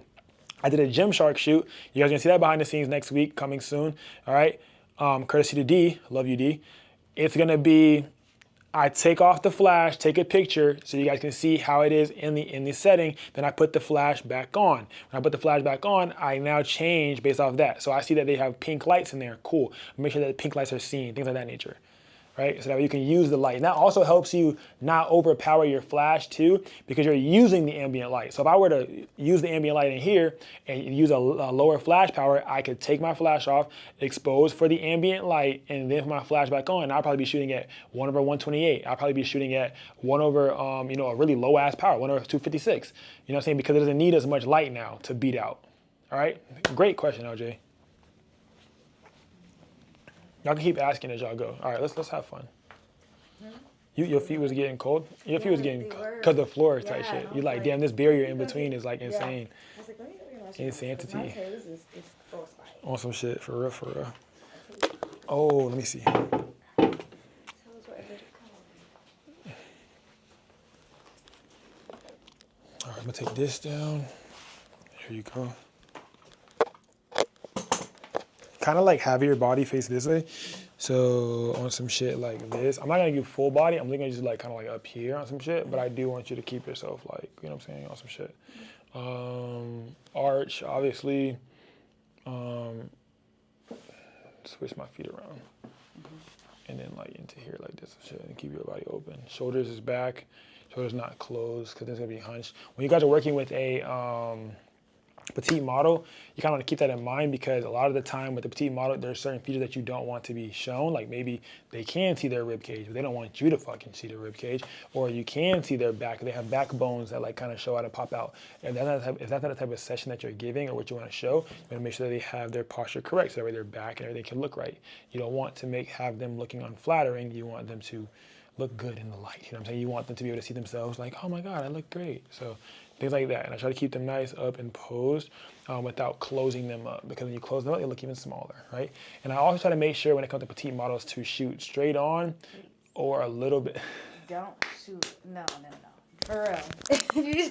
No, for real. Because I am short and I am skinny. I'm a petite model for real. So like, it's very unflattering when you shoot higher up.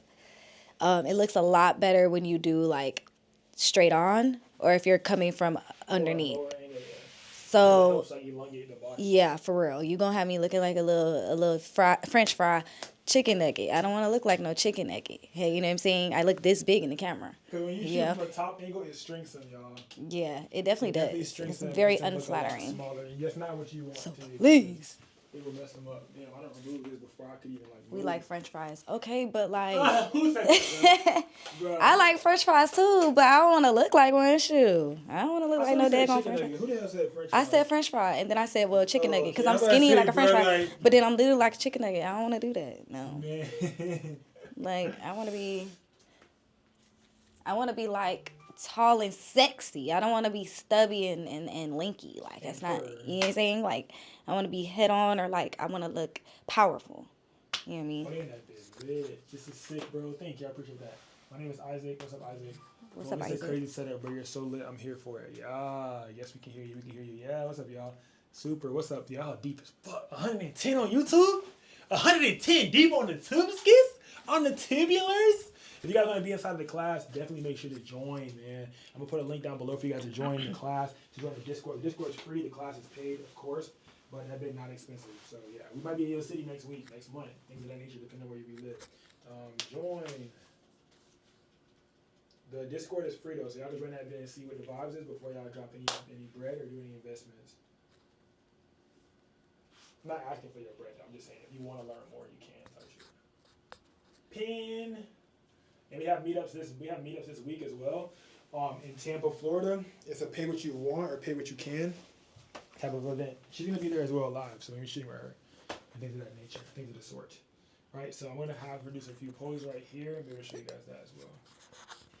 Try to set, okay, that. Please do not get that angle is crazy. I'm that serious. I show with photographers. They act like they don't. Bruh, come on, bruh. And it also like, come on, bruh. Oh my goodness, we're gonna get into that in a minute. We're gonna test it in Tampa, boy, because they're gonna have class first. Oh, bro, that's gonna be like a whole segment. Like you're gonna be able, like at the end of like the class after they're done shooting, like with you, you're gonna like be able to say like what you did or didn't like, and then be like just like that, bro. Like, cause I'm trying to be very like. it's gonna sound bad, but I definitely make sure to hold everyone accountable. Like if you sign up for this, you know that you're gonna be accountable. Like I'm gonna tell you what you did wrong. Like, I'm not gonna say like, I've seen people that were doing this. No, I'm like, hey man, I saw that you were doing this. Make sure that you do this next time. Because you're not gonna forget. If I just say I saw people that were getting angles, that were getting low angles, this and that. No, I'm gonna tell you, you had a scooter in your shot and it didn't look right. Or you had this in the background, it didn't look right. Like I'm gonna try to tell you because it's gonna stick with you and you're gonna remember it. It's not because I'm trying to make fun of you, it's because you came here for a reason. You know what I'm saying? You came here to learn and get better, right? So that's gonna be a thing too, is like I saw some people, like for example, you can point out like who did what that you did like, and then who like, I saw this, I'd be like, next time when you shoot, like try to get a better angle because being petite, I don't, things like that, like calling people out, which is all under Real Raw Unfiltered. Like I don't want to go and be filtered, like to where it's like you did something bad and you don't leave here learning nothing because I played soft and I just wanted your bread. No, I'm gonna be like, this is what you did wrong. Try this next time in blase bling blam. We are real raw. And unfiltered. All right, let's see. Hold on, there we go. Hold it, did you want? Oh, hold on. Oh, actually, this is a lot more cinematic. Like it's all in this one side, yes. But if I shoot from the shadow side, like you kind of look back this way, shoulder back, yeah. Hold 3, 2, 1. Yeah, that's actually not bad still. Like with that shadow in it. Like if you actually want this type of shot, it's still not bad. I could really like play around with it. If I really want to, I could even like try to see how this looks. I'm always telling you guys too, like experiment with your clients, man. Like experiment. When you guys are doing these photo shoots, oh, see, look. Is that a difference with the reflector? Put your hand back down real quick. Without the reflector. So y'all can see with the reflector and with the reflector, without the reflector. That's a reflector. So you just all that I just did with the reflector. Crazy. Reflector. No reflector. Same flash settings, but it acts as if I have two whole different like flashes when I don't, bro. What's up, Tyson from Jamaica? What it do? What go on, my youth? What go on? All right, bet.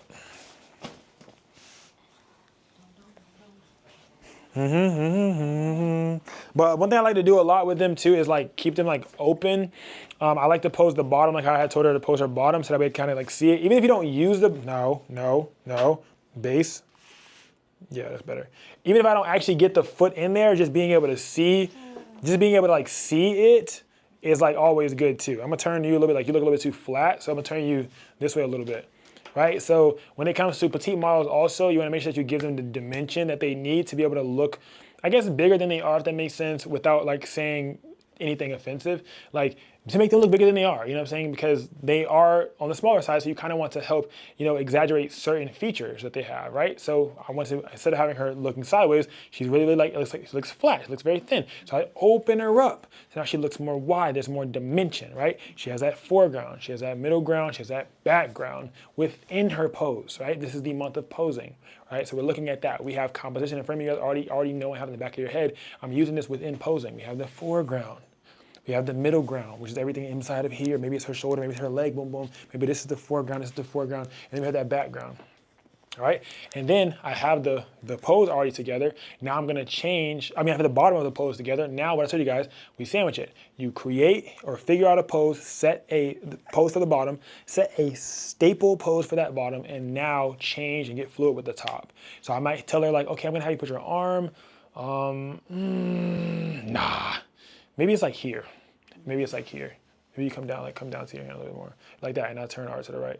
Just like that. See, boom. I like it like this, and then I'll tell her, like, maybe you like feel here, you can go to like here. So like I'm gonna start shooting, and like you can kind of like get in between them both, right? Yeah, so you kind of like fill it out. And then, like even maybe there's one like where like you're going from here, maybe you go to your hair, and like you look over like that, and then maybe then you go down. Yes, okay, cool, all right. So I was actually just doing it, LOL, but that is what I do, because now when I go shoot, you remember those 1, 2, or 3 poses I just gave you that you can walk or work your way through. Now you remember them, and you just saw in the mirror how you look. Now I can go recreate them things.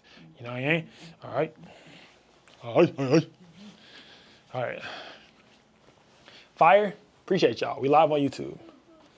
And things of the sort, things of the nature. All right. I like more dramatic look for my own style. Yeah, you know what I'm saying? The shadow. Then I'm showing y'all. Shoot from the shadow side. Let me see. Hold it. Did you want? Oh, that's cute. 3, 2, 1. Into it more. No. That was good. Just, you loosening that bit up. Your shoulder. Okay, I'm making sure because I need you to like, there we go. There you go. Hold. And it also matters how you frame it up, y'all. Yes, there you go. And one more. There we go. Yeah, that was good. Yeah, that was actually really good. And now kind of like maybe like go back behind the ear. Like that. Hold. 3, 2, 1. Touch, feel, space. I already have her touching and feeling. Now I want to take up less space. So I'm having her bring that elbow in to take up less space. More space, elbow out. Less space, elbow in. So I have elbow in. Turn your head towards me a little bit more. Now I have it crossing up, right? I've been saying so many different terminologies that I be using, and it's like I use them all at one time. I really do.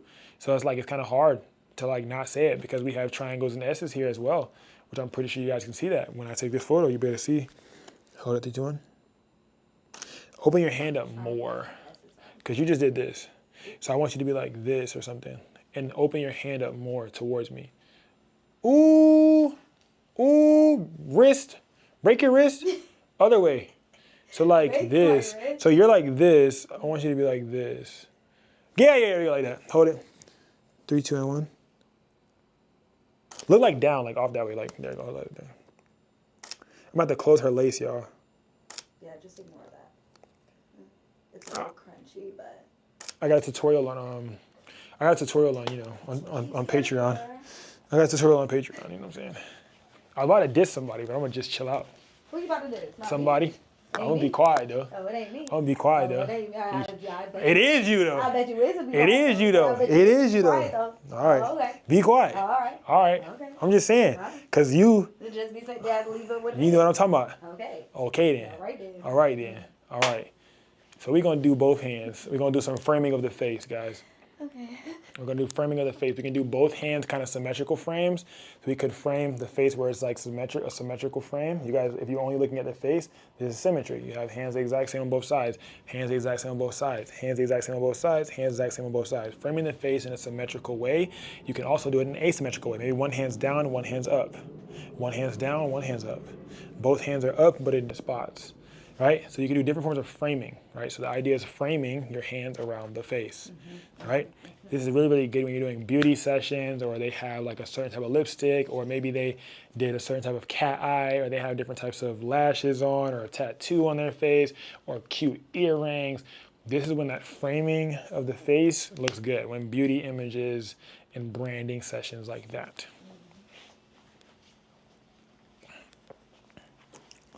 Any questions? Sorry, neurodivergence. All right, let's see. Nothing. Do the bottom. Oh, that's cute. Tilt your head up a little more. Chin. There you go. Put your chin down. So I just showed them like, so like this is like the down. It looks cool because it's like pouty, I guess. But I didn't like it because I just feel like it kind of goes against. Like, so you see the head down, head up, head down, head up. I like that lift. Like I feel like that lift just makes it look a lot better. It separates from the body. I feel like especially when it comes to like, petite models, like closed up poses, whether it's like closing your neck or closing your shoulders. No. When it comes to petite models, I want to open. I want to be open with everything. Open the shoulders, open the neck up. You know what I'm saying? Things like that. Like just so they can take up more space, right? That's the whole idea. Touch, feel, space. When it comes to petite models, you want them to take up more space, right? Because you want to help them out. When it comes to more so plus size models, you want them to take up less space, right? So you're trying to help them be different, right? And then average where you kind of have fun. So for her, I want her to take up more space. So I want her to be open. I want everything to be open, take up space. Got me hyped for my next shoot? Yeah, you know what's going on. All right, go ahead, back to the framing the face. We got a low frame. Yep. Close your eyes, touch your head up. Hold it. Let's do like an asymmetrical frame, so maybe like one hand's down, one hand's up. Yeah. Hold it. Still a one light setup, y'all. All right, I want both hands up. Yeah, like that, something like that. Hold it, 3, 2, 1. And I'm using her elbows as leading lines. Y'all see the vibes. literally framing her up to where she has those arms going to her. Y'all see that, you know what I'm saying? Things of that nature. Things of that nature. What time is it right now? Okay, bet. Any more questions before I just start shooting? I'm about to stop answering them, but any more questions? Because class is basically over, but then I still got to get my shots in for me and Jules. Because right now I just did, that was for y'all. I'm about to do a for me session. For me? I'm about to do a for me session. What was the other fit you brought? I got a for me session. I have dresses. Oh, bruh. Okay, this is the for me portion. Okay, this is the for me part of the class. Bet. Okay, we're answering questions. She's answering questions. Y'all can ask her questions too. Y'all can ask her questions right now. Okay. Somebody ask some shit. Ooh, go ahead.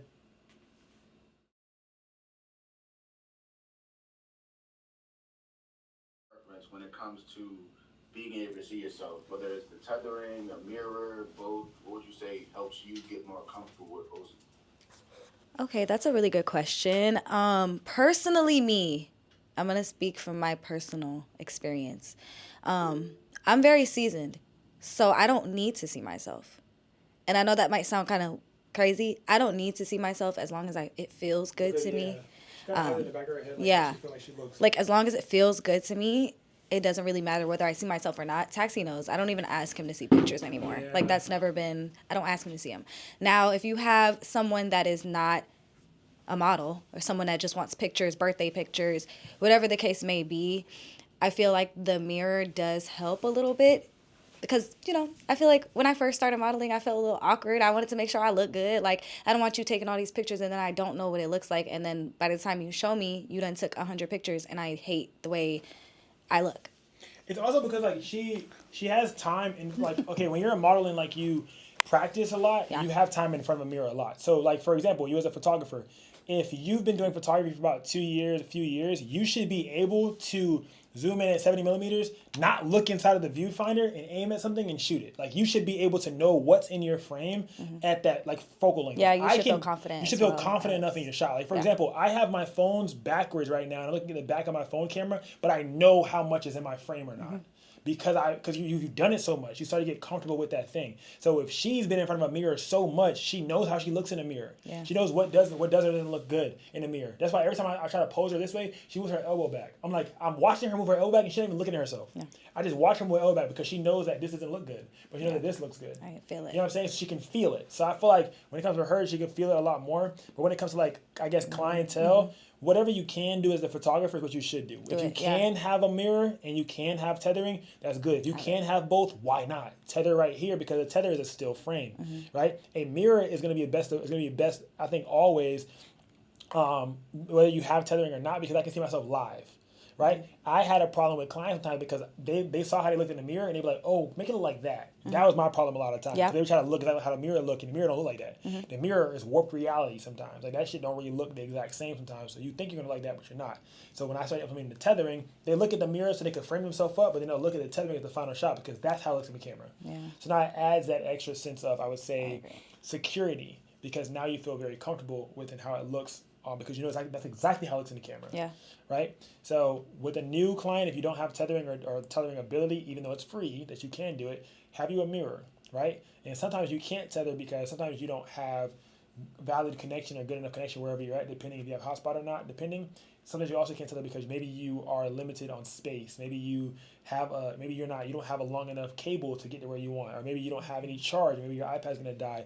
There's a lot of limitations that come with tethering, but I can definitely say from a photographer standpoint is that all of my clients love that shit. Yeah, I will say that, like, even though I am a seasoned model and I don't necessarily need to see myself, I like to do new poses, and that helps. Like, being able to see what I look like in that pose, it really, really helps. Like, because I like to try new stuff. I don't always want to do the same poses. I like to try new exotic poses. That's what I'm known for.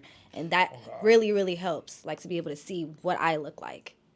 So, yeah, tethering is really important. And it's, like, good because, like, she sees how the final is going to come out. Like, she might look at it like, damn, can you go up on it? Like, oh, I want it darker, though. Like, I want low exposure. Like, you know what I'm saying? And you might not be able to you might not know that she wants low exposure because she didn't even see how the final image looks.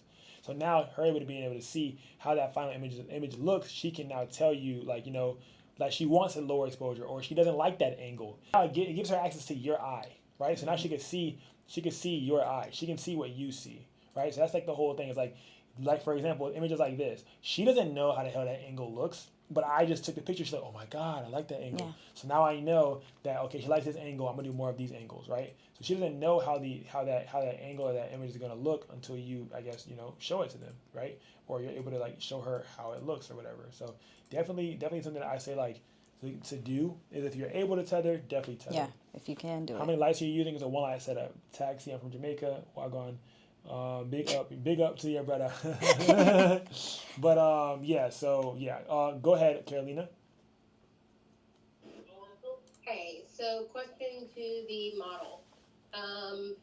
Let's say you don't really know what you're doing, and so the photographer tries to give you cues on how to model, or what to do here and there with poses, and you just start doing your thing. What you're doing doesn't look good, and it doesn't look good on the camera, and you're just moving too fast, and it's not working out. So how should a photographer communicate with you that your poses, for lack of better words, suck, and you should try something different per se, without hurting your feelings or making you feel less than? Okay, that's a great question. Again, speaking from my personal, yeah, no, speaking from like a personal. You gotta be Be unbiased mindset Yeah. of, you don't do this shit for real. Okay. I don't do this shit So for real. erase it. Okay. Well, if I was new to this, you would be and offended. my modeling, my poses weren't great, and you told me that I need to do something better. You're trying to ask basically how is a better way to come about it? Yeah, like how would you want someone to communicate to you that your poses suck? Okay. Yeah, like you're feeling yourself. You think like You think you hitting? Yeah, like I think I'm eating it and I'm not eating. Okay. I show you like this. I don't really know how else. Like I'll have to show you So that. I think I'm eating, and then I'm not eating. Okay.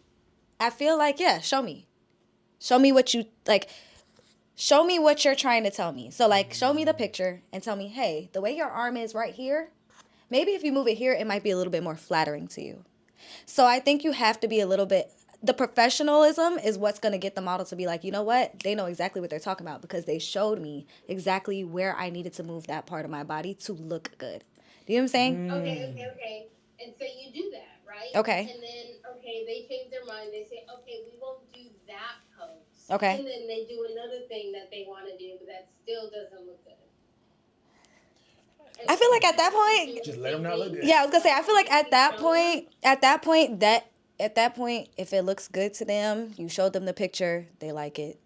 At that point, you just gotta let them look bad, because at the end of the day, they're paying that is true too, for this picture. They're paying your perception of bad is for that picture. Your perception of bad is different than their perception of bad. Right. I've had clients come and I know them shit's not eating. Yeah. And they swear they're eating, and I just let them eat. Like I let them eat. If they hungry and that's what's on their plate, they eating. They gonna eat it. But I know in the back of my head this is not going on my Instagram. Like I know that already. Like I know that already off the dribble of like. Yep. I know I'm doing everything in my space to try to get you to like change your idea. Like, oh, try this instead. They keep changing it. Yeah. If I'm showing you the photos and you're liking them and you're thinking that you're eating and I don't think they're eating, then I can't do nothing else. You just You don't paying post me. them. Shit. Yeah. At that point, you're right. Yep. At that point, they're that paying point, for the you're right. service, and if that's what The they want the client, picture yeah. to look like, The client's then always that's right. what they want the Shit, picture to look whatever. like. If you don't want to put that on your page, don't put that on your page. Don't collab it. It is what it is. I just You don't gotta accept keep it. I've had that happen too. I've done that definitely multiple times. You got to keep it professional. Like they swear they're hitting and they're not I'm hitting, sorry. and then I just don't accept the collab, or I just don't collab it, or I just don't post it on my page. And if you feel that way, you just do. I just didn't personally like. Yeah. I just didn't personally like. I won't even voice to you why I did it. Like you might ask, but I'm gonna just let that bitch just do what it is. Cause, you know what I'm saying? But I just won't collab or post it on my page or add it to my portfolio either. I do agree. Or I might have one image that I do like and I'll use that, but nah. Because I'm sure people do get offended really easily nowadays. For sure. So I definitely get it. But yeah, if that's what they like and it looks good, let it. If that's what looks good, but it's also because like, bro, it's hard because everyone speaks differently too. So like terminology and like, language barriers or slang barriers or even city barriers may make it seem as something else. Like somebody from Arkansas might say some shit aggressive, and in reality, they're just saying, hi, how are you doing? Or they're just saying, oh, can you change this one little thing? But they say it in a certain way or tonality that does not resonate well with the clients. Now they feel like they got, it's hard, like when you have a different personality too, and it's their first time meeting you, and they don't know your full personality. Like, which is why your ass need to be creating fucking content. That's exactly why you create content. Have you been seeing my stories? I have, so that's what I'm saying. I'm just telling you. I'm telling you, this is the exact reason. I've been watching. I've been seeing it. I have been seeing it, but you didn't like I didn't. I'm not even gonna lie, like I did. I didn't. You know why? Because you haven't hit my goal of sufficient yet. You've done a few, and that's okay. That's not good in my book. That's not enough in my book. When you do enough in my book, I got you. You haven't done enough yet for me, right? I've seen them. I have watched them. I'm like, I got you. You're making progress. I'm proud of you. I told you I was proud of you. I tell you that I'm proud of you, even though I don't like it. I physically tell you I am proud of you. I am genuinely proud of you. I am. And when you start seeing those likes rolling, you're like, damn, I earned these shits. So when I do like it, you're like, I earned that shit. You know what I'm saying? Like, it's gonna feel way better, bro. I'll tell you. I'm not gonna sugarcoat it to you. I'm telling you, you haven't done enough yet. When you do, but that's also why I appreciate you guys so much about posting, because if your client can respect you through the screen, then they have a certain level of respect for you in person. If your client knows how you work, how you look, how you talk, how you act, they're not caught off guard, when they meet you. If you have an aggressive tone and they choose to book with you, knowing that you have an aggressive tone, they're gonna be okay with when they actually book, because they know they saw you on Instagram, they found you on TikTok, they found you wherever the hell they found you, because they know who you are as an individual. What? When I first started shooting with Taxi, I had no idea who he was. Oh yeah, I ain't had no content for real, bro. He had no content. Yeah. Go ahead, tell her. This is like years ago. 5 years ago. When I first started shooting with Taxi, he had no content at all. He brought me to this living room. It was I just didn't know anything about him. But he was very professional, and he made me feel comfortable. Taxi was not what he is today when I met him. He was not super outgoing and super loud and energetic. He was not this personality yet. Like, I've watched Taxi become this personality, or bring this personality that was inside of him. I watched him bring it out. And I feel like... They think I be lying when I be telling that shit, bro. No, that is what it is. Because he was like this awkward... Their first impression of me is this. Your first impression of me was this. He was like this awkward man. I didn't even know if I wanted to shoot with him again. Real shit. Like, that's what it was. Because he seemed like he was so afraid to tell me anything. And then after that first shoot... I was so afraid to offend a person. I just didn't talk. He was I just really didn't afraid. Communicate. I didn't. And I tell y'all that shit all the time. Y'all think I'm lying, bro. I'm telling y'all, I can speak on this because I've been in your shoes, bro. Yeah. I don't tell y'all this for no reason. And she just decided to say that shit herself. Yeah. So it's like, it's showing y'all, bro, literally, I'm showing y'all and I'm telling y'all, I've been in here. I've been in your shoes, bro. And that's why I want y'all ass to win, bro. I want to see y'all win, because I know exactly how it feels to feel uncomfortable talking to a client. I know exactly how it feels to want to say some shit and not know how to say it. I know exactly how it feels to not know how to articulate or fucking say the right words because you don't want to offend someone. I know exactly how it feels to say the wrong thing and offend someone. I know exactly how it feels. Yeah, it was like he was walking on eggshells while shooting with me. Bro. And that's what made me want to walk on eggshells while posing. So it was just, it made the whole situation uncomfortable. Yep. Don't be afraid to you know what I'm saying, like, insult somebody. At that point, bitch. Don't be afraid. But it's like, keep it professional. I had to learn the how to insult too. Like, that was the thing. Like, it's like, how do you professionally insult someone that where they don't get offended? Yeah. Like, my way was joking. You know what I'm saying? My way was joking. Can you see the first shoot? It's on my YouTube channel, bro. Scroll all the way down to my YouTube channel. You'll see our first shoot. Did you shoot that? Oh, you did? That was our first shoot. Our first shoot was purple. I was not talking. I didn't even have a mic. I wasn't even mic'd up. Yeah. Or nothing. And I had my friend there. She had her friend there. And she had her friend there.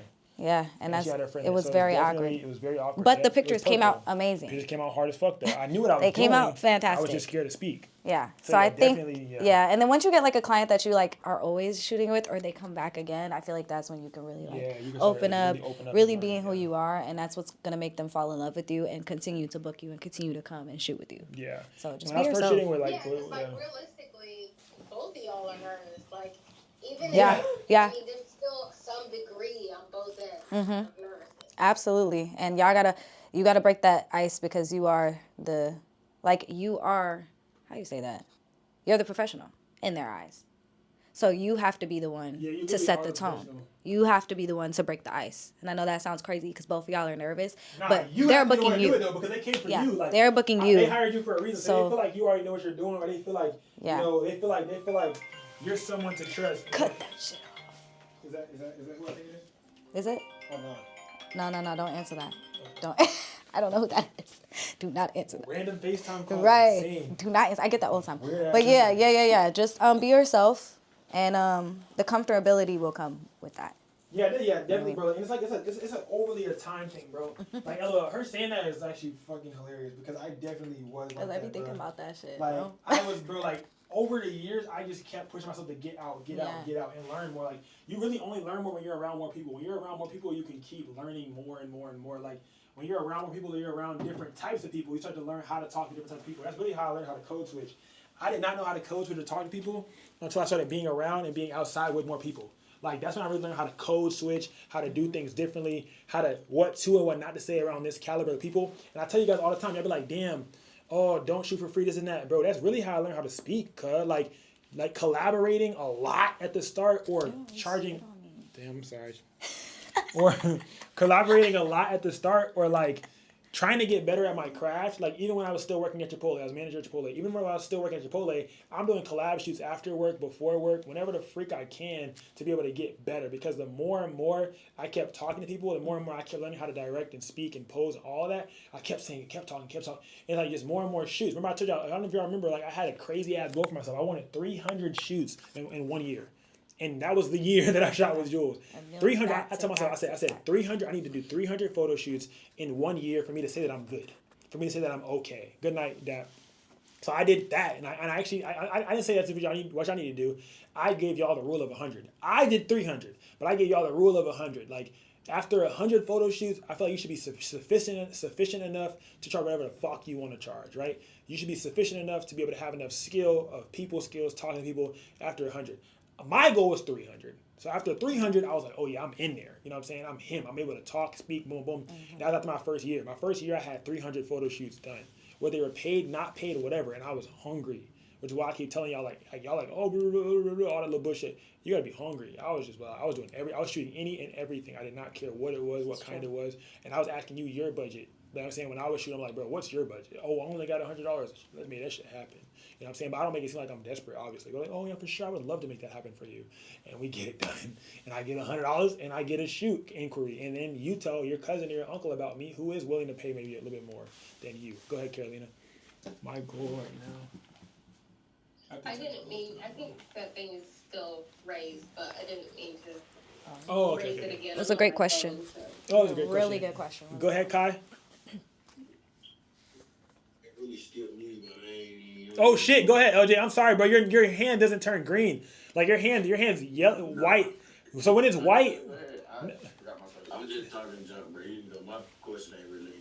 Go ahead. Kai, he forgot his question. What was the question? I said, go ahead. You had a question, right? No, I was asking myself what was the question, but the question for you is really.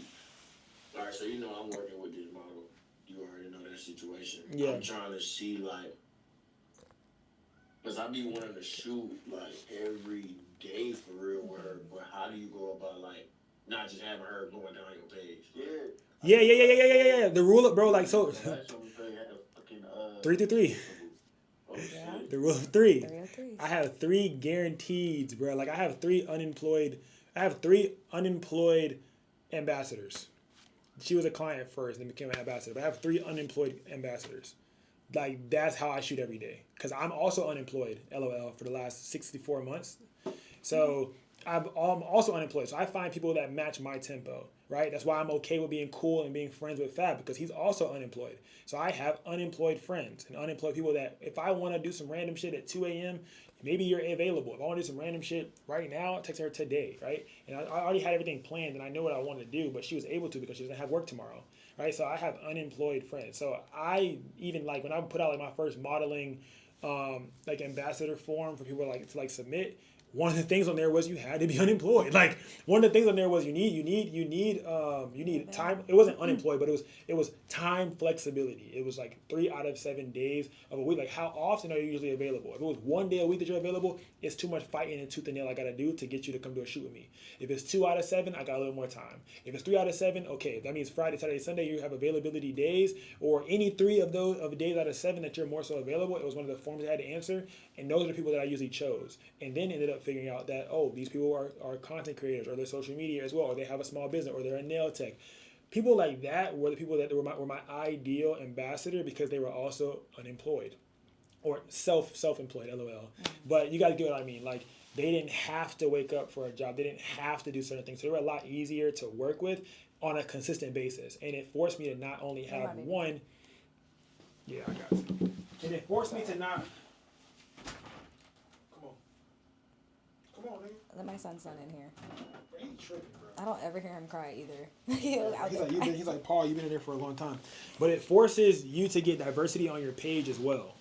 Because you don't just have one, right? So I had one for a while, and then I ended up getting a second. Like, okay, boom. Then I ended up having myself. I was like, okay, there's at one point where I had 5 people that I was shooting with on a consistent basis because I wanted one person for a day. And I'm like, oh yeah, Monday's your day, Tuesday's your day. So on Mondays I'm shooting with the same person because you're off on Mondays. So how many Mondays can I get out of you before you get busy? So that's kind of how I ran it. I'm like, oh, boom. When Jules was working and she was like a call center job, she only had I think Wednesdays available or something like that. So I would only shoot with her on Wednesdays. She was my Wednesday person. I said, okay, bet. If I got a Wednesday person, I can have videos, content, everything for a Wednesday. Boom, locking her in. Whatever time before Wednesday on Tuesday, I'm gonna ask her to see what time she's available on Wednesday. Boom, same exact thing. I found a Thursday person. All right, this person's available on Thursday. She's a dental hygienist, one of my other ambassadors. So she's available only on Thursdays, bet. So we shoot on Thursdays. Like Thursday's our day. So stuff like that I would do. And that's how I built out my ambassador pool. But these are people that I reached out to individually, or after I put like the application out for you to apply, or the criteria that you had to have. I have certain criteria is like tier 1 ambassador, 1 shoot per month, tier 2 ambassador, 2 to 3 shoots per month. But you had to have a certain amount of followers so we could like help each other like grow. Things like that. So I had like that out and stuff like that. I had different tier ambassadors for you to be able to like meet those tiers. And after I got those tiers locked in, I just archived those posts to where it's like now you're not going to be just reaching out to be an ambassador or just reaching out for that. So now it's like now I do it on in-house. I'll hit somebody up or DM them to now be like, want to do a few shoots or want to do a collab shoot without telling anybody that's a collab shoot. I'll hit them up, be like, oh, want to do a collab shoot. I have this idea that I would like to collab on, boom, boom. They want to do the collab shoot. We do a collab. If that one collab goes well, then I pitch them while we're shooting. Like, oh, what do you think? You ever thought about like modeling more often, or like almost like that, or you're really good at this, boom, boom, something like that. I would love to make you an ambassador. You know what I'm saying? I'm going to be posting on YouTube, this and that, boom, boom. How do you feel about that? And then boom, Jules said yes. Boom. So Jules locked in. Same exact thing that I do for a lot of the people that you see on my page a lot more. They were clients first. They spent a good amount of money with me first, and then I converted them into a ambassador because, friends speak about friends. Friends market to friends. So they would tell their friends now, and as long as you stay an ambassador, Jules brings me all of her friends. Mm-hmm. And I'm saying my other ambassadors bring me all of their friends. So you're still an ambassador. You're able to continue to be an ambassador. Because people always like, oh, how'd you find out about me? Oh, Jules, this, that. Well, how'd you find out about me? Oh, such and such told me. Boom. Okay, cool. That qualifies me to know, like, okay, my ambassadors are doing their job, right? That's that even trade-off. I get content, they get content. They get photos, I get clients. So yeah, even trade-off. Did that answer your question, LJ? If you have anything else you could add on to it. Yeah, no, that was smooth. Yeah, so definitely do that. You know what I'm saying? Especially with the current circumstances as well. You should definitely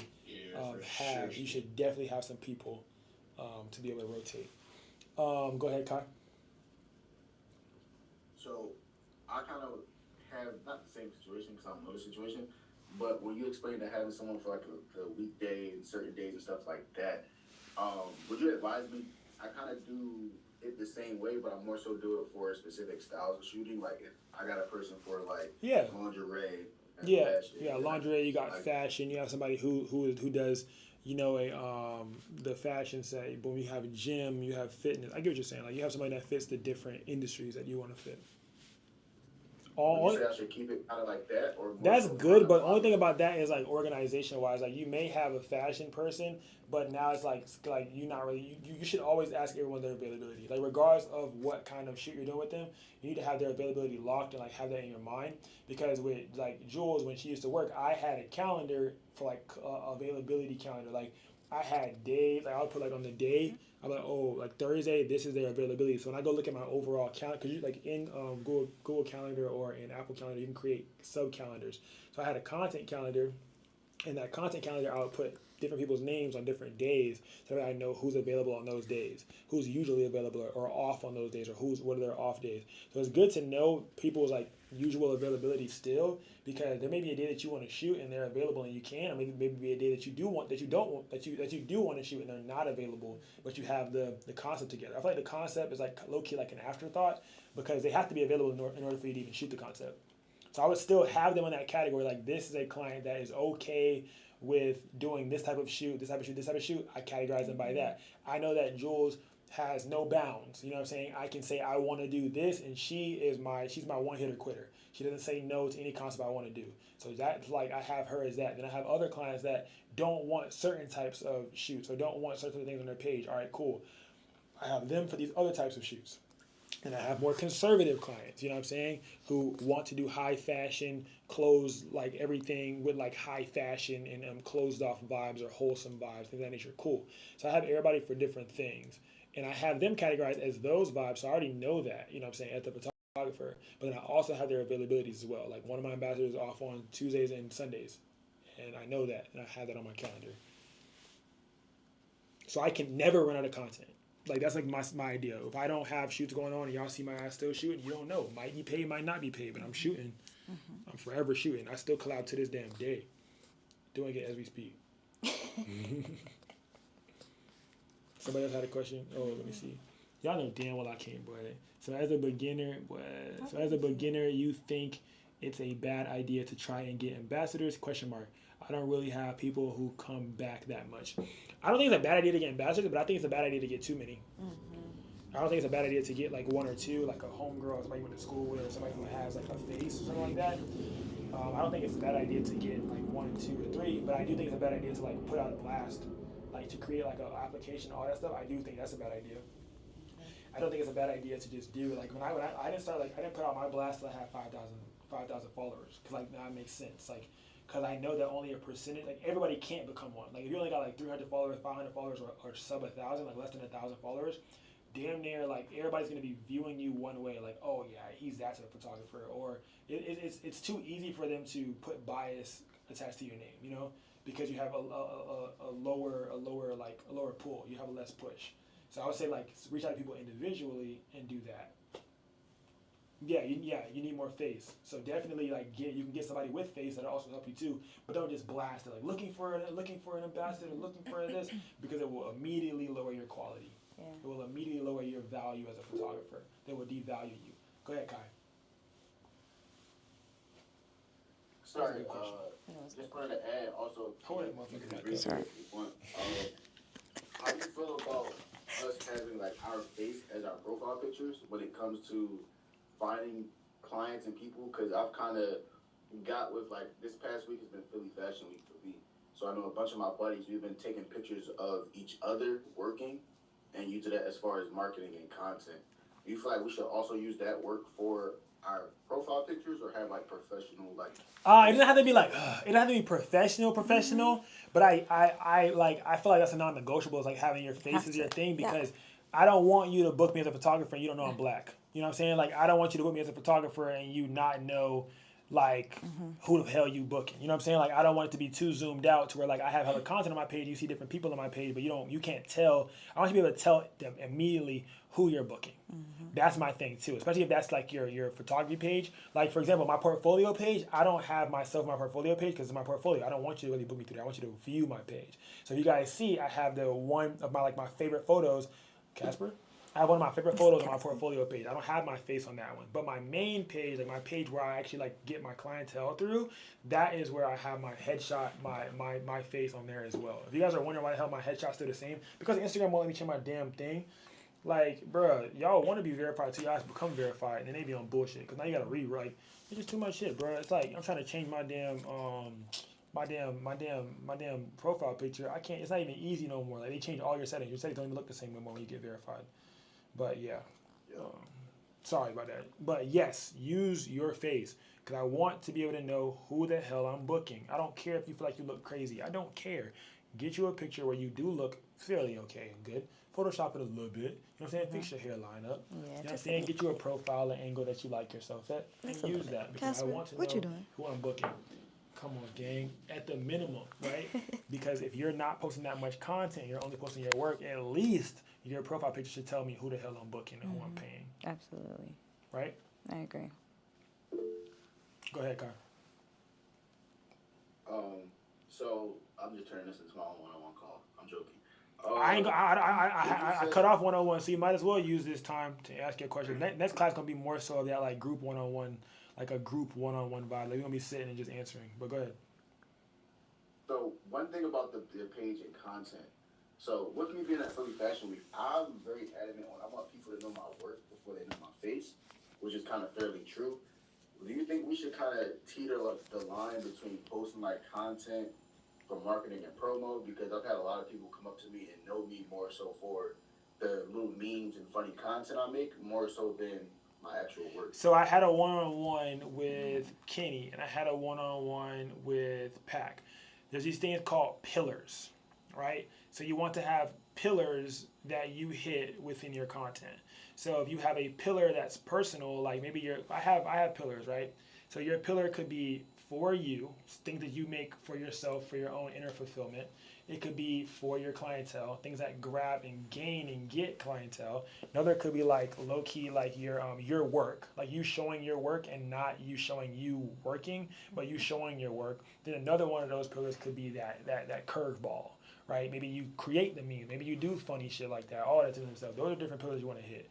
So you want to make sure that you're hitting even amount of those pillars. You don't have to have 4, but you can have 3, you can have 2, but you want it to be for them and for you. You want to create content that can appease people that want to book you, but also create content to where I know who the hell you are, right? So if people are booking you from seeing your work, that's great, but I still want to know who you are. So I would say like split that in half. If you're only going to have 2 pillars, it's 50%, 50%.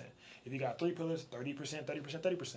If you got 4 pillars, 25, 25, 25. So the same amount of stuff circulating through your page needs to be the same. So for me, you guys notice I appease to like 4 different audiences. So I have multiple pillars than the regular photographer would. I have a pillar for photographers, for you guys. I have to create content that appeases to you guys. What do you like? What do you see? What do you want? Right? But I also have to mix in things that appease to clientele. Right? How would they book me? What would they like? So building that, I have certain types of content that I'll make where it's like I have something that appeals to both at the same time. I'll make probably one video that's showing a behind the scenes of me shooting, but it's also saying a joke for you guys. So my clients are watching that video, but from their perspective, it's showing them behind the scenes of me doing my work. For you guys' perspective, you guys are relating to whatever the hell the caption says or whatever the video is about. Right? So I just appease to 2 audiences with one video. Or you can do appease to 1 per. So I have some that's talking directly to clients. I have some that's talking directly to photographers, right? And then I have some that are just memes or just funny stuff that anybody can relate to make me more personable and more relatable to anyone. So I don't think you should only do 1, because if you only do 1, it'll turn you into a one-trick pony and they'll only know you for that one thing, right? So I want you to be more diverse. It'll help you out. So if you're making content like that for Philly and your fashion week, you should do that, but also throw in those little memes, because this is how you said people more so know me for my memes. People more so know me for this and know me for that. So do both, right? Keep doing both, because you're appeasing to multiple audiences. If you only do one thing, yes, you can double down on it because it's going to make you a lot bigger, but you're going to get known for something that you may not want to get known for. If you say people are more so finding you from your memes, that's cool, but if you only do memes, you become a comedian and not a fucking photographer, right? Which is why I don't create funny shit all the time. I create funny, serious, educational, funny, serious, educational, because the educational appeals to you guys, but it's boring to the masses, right? My educational content does not do the best, but it resonates the best with you guys, right? So I run it like that. You know what I'm saying? So I keep that in mind. But definitely I want you to position yourself as a photographer and not only as, people are finding you through the memes, that's cool, but still do both. Make sense, Kai? Unless you want to be a comedian, That's different, you know what I'm saying? But you don't want to be seen as a comedian. If you, like I tell you guys, you wanna blow up or be seen or grow the way that you want or that you can sustain forever, right? If I blow up as only doing jokes or only doing one thing as a one-trick pony, I can't sustain it. I'm gonna be mad, bro. I'm gonna be like, damn, this is how I blew up. This is what happened. I'm gonna be mad, right? Versus if I were to blow up doing something that I actually love, doing my work. You see me working, see me with my community, and I blow up like that. I'm way more receptive for that, and I can keep that going because that's how I blew up. I keep that going. You know what I'm saying? I can keep up with that. I can retain that. I can maintain that. If I blew up another way, or you blow up doing some negative content, you got to keep doing negative content to stay in the viewer's eye. Right? I've had clients that I've worked with, like one-on-one branding clients, they grew their brand and grew their Instagram one way. They had to do a hard pivot and a hard rebrand. They lost a lot of followers because they blew up doing negative content, right? And you don't want to blow up doing negative content. You want to blow up being positive, right? So definitely keep that in mind too, because the same thing that gets the views is not always what's going to get the dollars, and it's not always what's going to make you keep your image pure. That's the whole goal, is to constantly keep your image pure. You don't want to be like, oh, I know this video will go viral. If I call my client a dickhead, let me go ahead and call my client a dickhead on camera. And now you call your client a dickhead on camera, and you're canceled by all clients. But it blew up for all the photographers. It blew up to all the other people, the comedians, but it didn't blow up in the right section, right? Yeah, because I know for my videos, they're memes, but I feel like it only resonates with the photographers. I haven't caught that niche of resonating with clientele, so to speak. Like today, I posted a video since it's snowing. I took my gimbals, put them outside, and had them like calibrate, so it makes it look like the gimbals are shivering, and I'm adding stuff on it. So it's that catches the eye of photographers, but not the client. So I guess this could be like a cool thing too. Boom, a way to catch the eyes of both at the exact same time is you put the gimbals outside by themselves and they're shivering. What if you were holding your gimbal and the gimbal was shivering? You zoom into the gimbal and then you show a clip of you and you show a clip of the gimbal. The simple action of you holding the gimbal shows me as a client, if I am watching this, that, oh shit, he has all this equipment. Oh, I want to book him. Like, oh, he has, like, you know what I'm saying? Like, it still is talking to clientele, whether they're actually not saying it or not. They're still viewing it. They're still seeing it. You're still getting eyes on it. So some of the people who are commenting are probably photographers. The people who are viewing are still probably clients. You know what I'm saying? Or potential clients, because they probably saw it and was like, oh, LOL. What if I just saw the gear, like, damn, he got a gimbal? Oh, yeah. I'm going to save him for later. I'm going to think about him later. So you're still living rent-free in their head because you're still showing them what you bring to the table. Thumbs up. Yeah, I'm about to start just shooting y'all. So y'all could leave, y'all could stay. I was about to say that. Can we get some more shots? Yeah.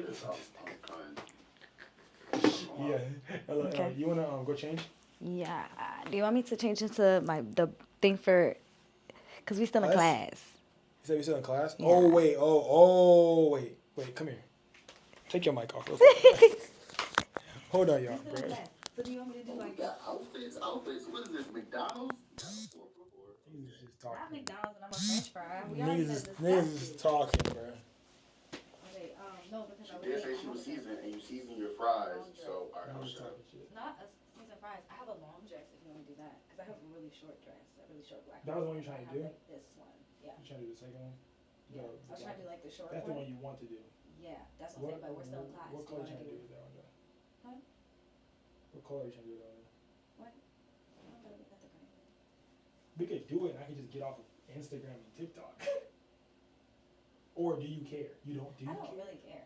We can still hear you guys. I know. We just walked over. It's fine. Okay, I know y'all can't. I'm already just in Instagram and TikTok. I think No, Instagram. I don't really care. It's just a little it's a little Yeah, no, but Instagram and TikTok are the problems though. Okay. Those are the it's ones just a that little will like sexy, so lock they my don't- shit. Yeah, I was gonna say.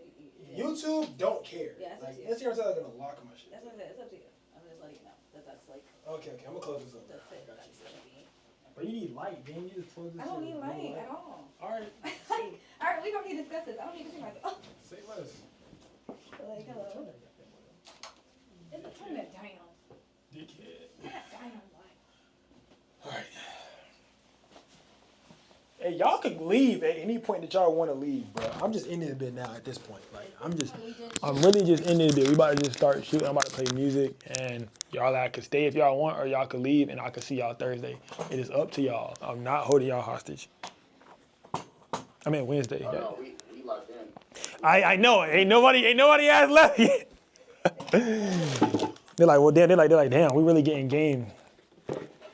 All right, Alexa, play Mariah the Scientist on Apple Music. Please no. Who you want, Anybody but her. bro? Why you mad at her? I'm not mad at her. What she did to you, She did nothing. bro? Look, see, perfect song, right? I got that blue I don't know. No, I'm still mad at her for. fever. I'm still mad at her for saying yes to that ugly ass. You keep me up. Man, I'm happy because she cut that check, though. I know. Fuck. It's supposed to happen to me. I'm just saying, man.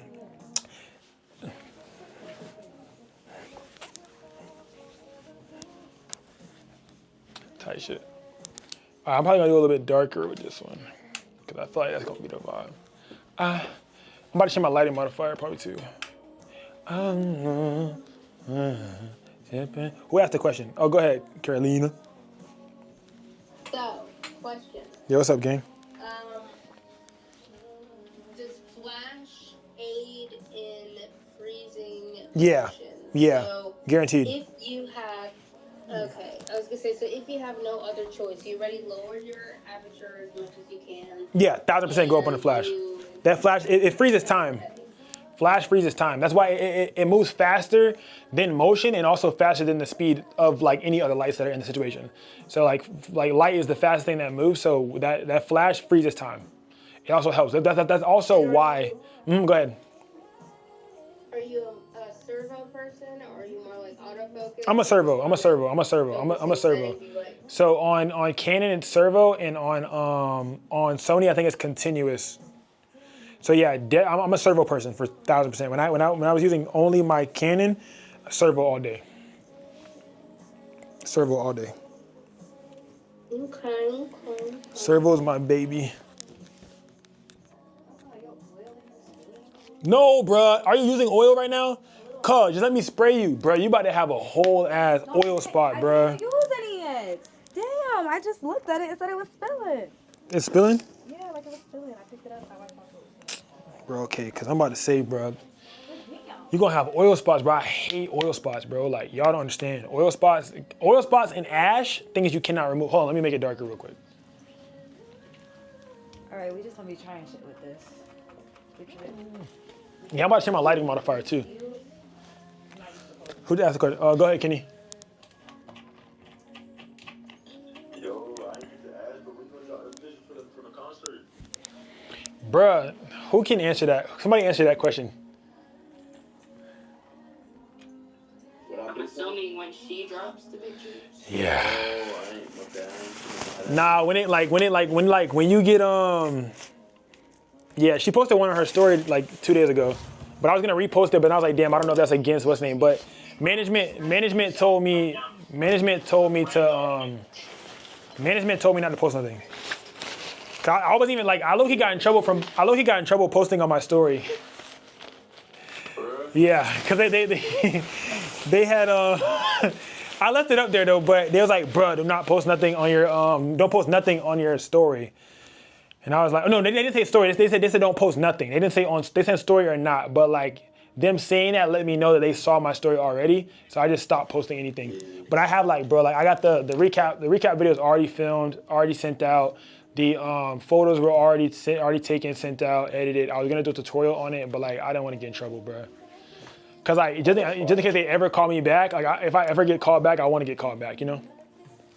So we'll see. I done moved like 3 different times, bro. You said they moved you? Yeah, cause I was inside. Bro, somebody got trespassed that same day.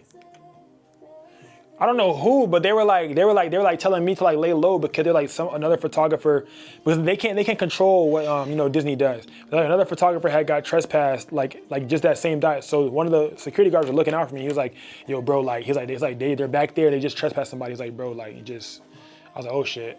Like when you get trespassed, it's like, would you know? Cause I mean they told me to move. I don't think it, you know. Nah. They like when you get trespassed, bro. They stop you. They do fingerprints. They do all of that.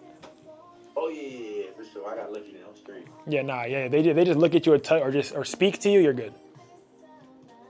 Okay. All right, come over. I'm gonna spray you down.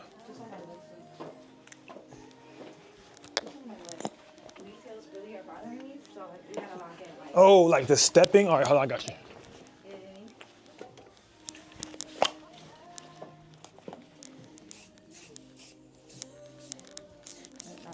Not too much, just a little one too. Give it a little sheen. Is that like spray bottle or like a Yeah, so it's a spray bottle. It's sprayed coconut oil. So it's on my Amazon storefront, but you get a bigger one if you buy it in person, but it's usually always sold out. Coconut oil. Yeah, sprayed coconut oil. I'm allergic to coconut. Damn, I forgot you are. That all of those are coconut, bruh. It's like shit. I mean, I forgot that you were. Yeah. I'm allergic to coconut. Yeah, but it'll be okay. It'll be okay though. Yeah, make sure y'all ask and make sure that like they're not because I'll be fine. Jules is allergic to coconut, but like being that it's like a mist, she'll be okay. I should be fine. But yeah, it's so like they have the hairspray version, but this is like I guess essentially hairspray, but it's not just for hair. Like this one is just it is alcohol free. It is nourishing coconut oil spray, right? Just letting y'all know it's really good. It looks good for skin. Sell it at Sally's. Sally's, yeah, but I think I want to tell you how the big one because Walmart they usually be out all the damn time, and I don't know if it's because that video went viral or what, but they usually be out. But you can go to Walmart, they be having it sometimes, and they be like, okay, in the back, it's at the bottom of the shelf, be in the back, and they be having the big ones. Amazon only sells the smaller bottles, and it's like $7 for the smaller bottles. So I got like 5. I literally bought the whole rack, so I have all of them up there. So I bought like hella on purpose. All right, bet. So I'm thinking like, yeah. Oh, at that moment, we'll just like cut the cameras. At that point, we'll cut the cameras or something. This is more so like with the heel. Yeah. We already know. You know, pulling the hill with a little bit of, you know. Yeah. You don't give them to him. Don't give them to him. Don't give them that. Y'all can't get Can't give them to him right now. Y'all can't get up. All right, bet. So like, I'm gonna make it dramatic. Let's see how I could do this. Nah, you gotta, so. Right here. Be right there. No, I'm unstable. Yeah. Just throwing me around. Let me see. Hold it. 3, 2, 1. Tester. Hold it. 3, 2, 1. Tester. Don't look at the damn camera. Because I can't. All right. 250 shutter. F5. ISO. Yeah. ISO 125. Turn your head up a little bit. All right. Turn this way a little bit. This way. Like that. Hold. Oh, that's cute. Hold it one more. 3, 2, 1. Okay, bet. Hold that. I actually would like that, low key. What are you thinking? Too dark or less? I think you're a little too high. Wait, what? I think you're a little too high. Like you're shooting too high. Bro, stop looking at the angle, gang. Look at the light. This is the first 15 minutes of the session. This right now is the trial and error portion. No. Is the lighting good? You like the lighting, or would you like me to? lighting is good. Okay, yes, yeah, the lighting is good. Yeah. But what you don't like is the angle. Duh. It's okay. So this is the first time we're shooting. This is our first 15 minutes. Just chill. Okay. That's why I always make sure to make sure to tell them like, check out the lighting. Let me know what you think about the lighting. Like I always make sure to say that. All right. Let me see. Hold on. Let me see. Oh, that's really cute. I was blinking your line. No, I'm saying like, bro, I'm looking at lighting right now. I'm not even like fully, I ain't even posed your eye yet, for real. I'm just letting you kind of do whatever. Oh, that's cute. Hold it. And 1. Bro, you better shut up. You just dissed my boss, man. No. All right, bet. I play. I know you know what you're doing. All right, this is that dramatic lighting that you were kind of talking about, Kai. Like making it more dramatic. Let me go up on this lighting though. What you want to eat? I don't know. I'm trying to think. I was just playing. I'm trying to think about your door that. Oh, you're not hungry for real? Are you hungry? I thought you were hungry for real. No. You're actually not hungry? hungry? If I'm hungry, you're gonna say yes. Yes. Because you're not gonna turn down food. What are you trying to eat though? I could literally go for McDonald's. But I'm never gonna feel like Oh my God, what the fuck? But that's what I'm saying. Like I literally could go for anything. I don't care. Gang just said I could literally go for McDonald's. Like a cool little meat chicken with fries and a sweet tea. Oh, I could go for that. I don't know. No offense, I'll take a 10-piece nugget with Like anybody else? Shut your ass Anybody else? up. Anybody else want to put their order in? Like, Man, y'all ain't get nothing. what's wrong with that? Sweet tea? Ooh, sweet tea from McDonald's. I think that would hit so bad. Ooh, it would hit so bad. Especially if somebody auntie made it in bed. Oh, yeah. Jules. Oh, sorry. You see, you asked about food. F4. Oh, I like Oh. that because it makes me look tan. Bet. F4. Have to let him know. I thought you look. Hold on, let me see. Oh, that's not bad though. No, I'm pretty pasty right now. Oh, it's not bad. It's not bad. It's bad. Okay, yeah, bend more though, like a little bit more. Yeah, like that. Hold it. 3, 2, 1. Angle your body towards me a little bit more depth. Yeah, like that. A little bit less. Right there, and then bend again. No, I can't do too much. There you go. I'm gonna try to like make more.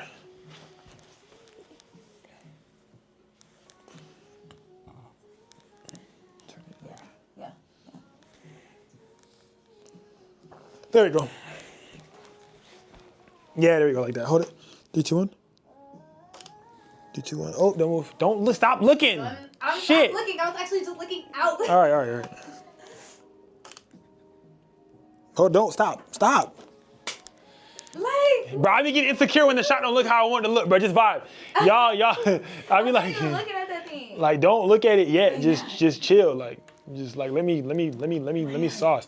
The only thing about using grids, you guys, you gotta move the flash every single time. Like every time that you want to change something, or that they move. Okay, hold it. 3, 2, 1. So, do you prefer with the beauty dish? Do you prefer having the grid on it without the diffuser or with the diffuser? With the diffuser, guaranteed. With the diffuser. It's too harsh without. Put the diffuser underneath and then the grid on top. Yeah. You want them off? Okay. No, I was just saying. I thought you. I don't know. I just don't want them to black. You ain't show shit yet. Okay. I'm just asking. If you show something, be like, goodness gracious. I want you to get your shit. Nah, you ain't show nothing. Because if I can back. What you say again? The goes on top of that cloth. Yeah. Yo, I'm retarded. I was using it without. I was using. Oh. See how you see the white? When I turn it, it sees black. That shows you how that's where it controls that light at.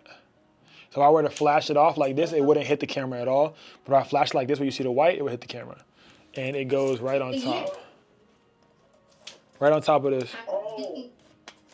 I use either one or the other. I don't use them both. Oh nah, definitely guaranteed to use both. Hey, bro, don't worry about it. I'm retarded too. Yeah, all their minds are blown. Yeah, bro. I don't ever take this damn thing off, bro. Y'all can see how dirty my shit is. Like, I don't ever take this off, bro.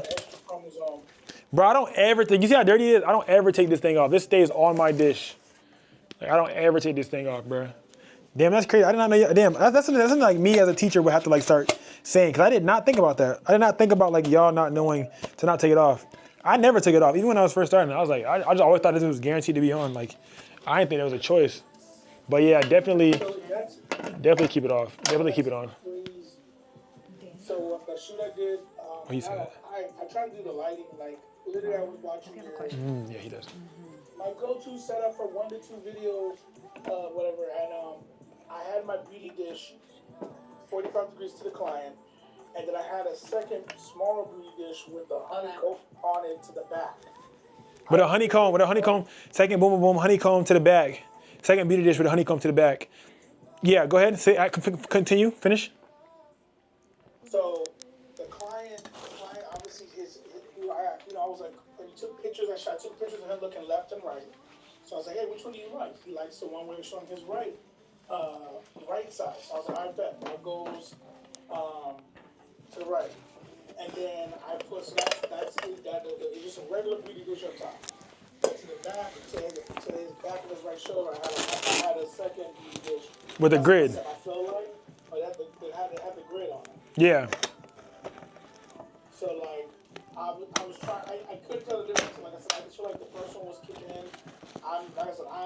Yeah, so like you gotta like, okay, when it comes to grids, you really gotta be like very distinctive on where you're aiming that bit. Because if you aim that bit a little, like if I'm trying to shoot it at her and my grid is aimed a little bit off to the side, that bit not touching her at all, guaranteed. Like it's either gonna just go like this and miss her and miss the entirety of her body.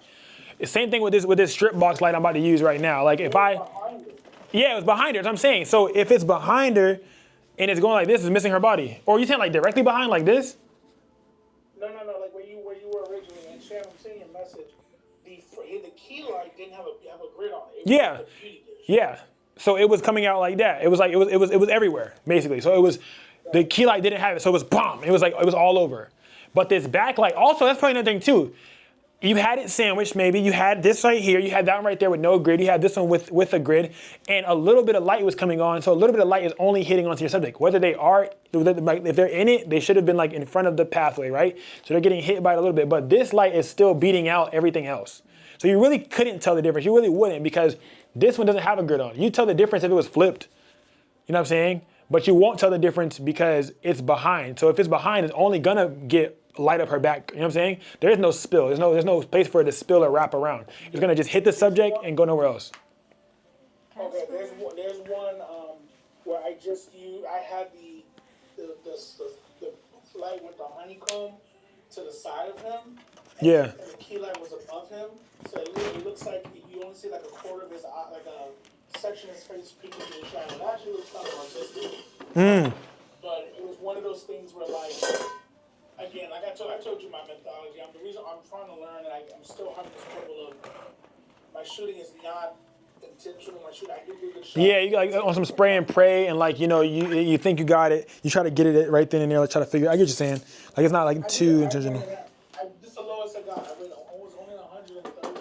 This is the lowest in an hour, but I want to be able to be like I can choose like 60 clicks. I only click 60 clicks, and I have more than enough photos. Yeah, I hear what you're saying. For my client to be able to choose from.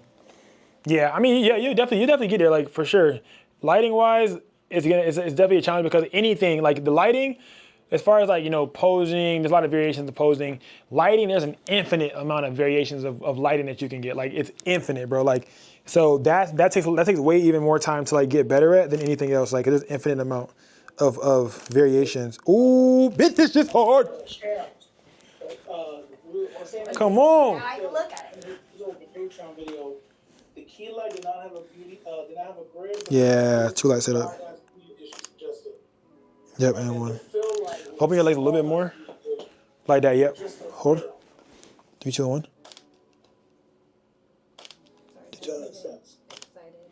3, 2, 1. You talking to Sham, right, or me? Yeah, no, I'm talking to Sham. Okay, bet.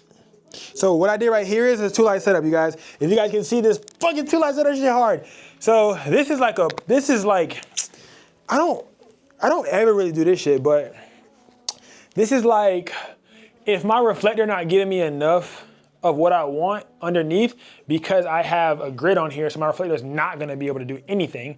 So I literally put the second gridded strip box in the front coming up to be able to get that. So if I'm using dual grid vibes and I need this light only gets here and it's not enough light, I turn on or use the gridded box. Oh my God, what size is that? It's 42 by 24. So, no, by 12. So it's 12, so 1 foot by 42 inches. So 12 by 20 by 40 by 42 inches. So this is a grid 12-inch beauty dish coming down to the subject, and I feel like it wasn't enough, and I feel like my reflector couldn't get activated enough to be able to give, so boom, I add another grid, and this has a grid on it too. So I'm gonna take a picture with it and without it and show you guys the two. If you don't get your ass back up and let that cat do what he's doing. There you go. All right, back to the bin, There you go, hold it, 3, 2, 1. With the light, I'm gonna turn this light off, you guys, so y'all can see. Go back in the pose. You just want me to string my leg. Yes, there you do. Okay. So this is without that second light. Y'all can see it, right? And now I'm gonna show y'all with it. I see, I don't like how the eyes look. I don't feel like there's enough shadow there. Boom, cool. I activated that second light. Still on a grid, both grids. So it's not gonna split onto that background. It's gonna only hit the subject. See, and one. There we go. Yes. So something, maybe it's like a this or something. Like it's like a this. I kind of want your hair in it a little bit, in somewhere. Okay, hold on. Maybe like, yeah. You want it on both sides. Just let me work. I hate that shit though. Like, no, fix that. Okay. The fuck is this? You really just did this? I didn't Did you really do just do? yet. You really You're just not did even over this? it. I know what I'm doing. You're not even over there. What is this? All right, I'm sorry. All right, you're right. Like, you're getting your stage. All right, fix it, bro. Fix it. Fix it, bro.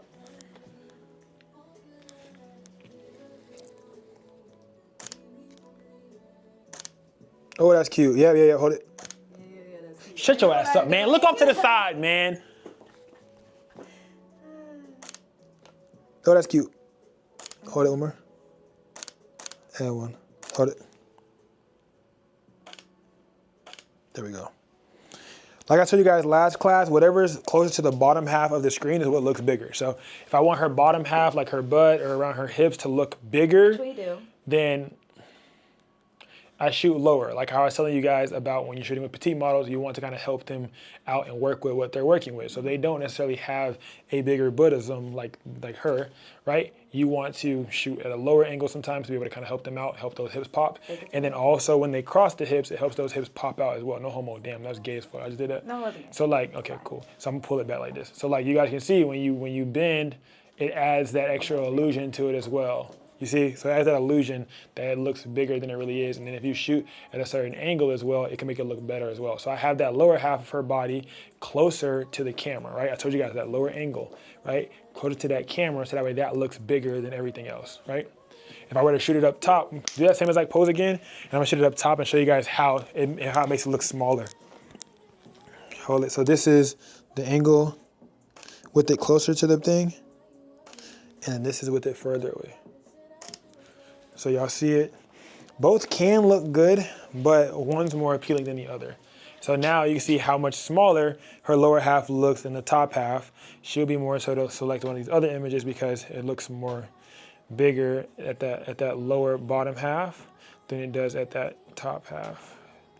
It makes her look kind of like off center, like the top's heavier than the bottom. Go ahead, Kenny. This is not your last time being here. I like the lighter, so that's a 2 light with the strip. Yeah. And what's the flash? Hey. 1/32 power on the MS300 right there. And then this one is at 1/32. So both of them are at 1/32. I did it even because they're coming from the same direction. I would split it up if like it was coming from the back or something. I'll split it up. But this bit is tough. So I'm gonna show y'all one more time with and without the light on so that way you can see it too. Again, I know I just showed you, I'm gonna show you again. So I'm gonna turn this light off so y'all can see the difference between the two. So this is with the light off. Yeah, I've seen it with it off. That's what I'm saying. Like, it look way better. Oh yeah, like you've been, yeah, not for sure. Yeah, that's And then that bit on and things of that nature. I might gotta try the beauty dish in the studio next. Got to. And then what's cool too is I'm laying it on, I like that. it's laying on top of the reflector too. So in the event that anything does come off of it, it kind of hits it a little bit, but not crazy amount. So I don't know if you guys are able to see it. Oh yeah, I can see it. I can see it from this Oh, you camera. got a reflector under there. So the reflector is right here. Okay. So whatever spills and hits is gonna hit her.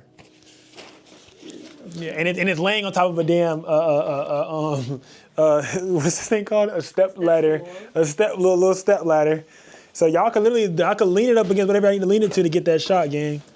But this is to get those undertones because when you're using a grid, it's gonna be concentrated to right here. So she's gonna have raccoon eyes. She's gonna have the raccoon neck, right? She's gonna have those things. But I want to lift up, so I'm gonna put a grid to get what I can't shoot. So I have this grid getting there, and I have this grid getting here. So now that's even, right? It'd be the same thing if you were doing it a different way. But that's when you want to separate the subject from the background.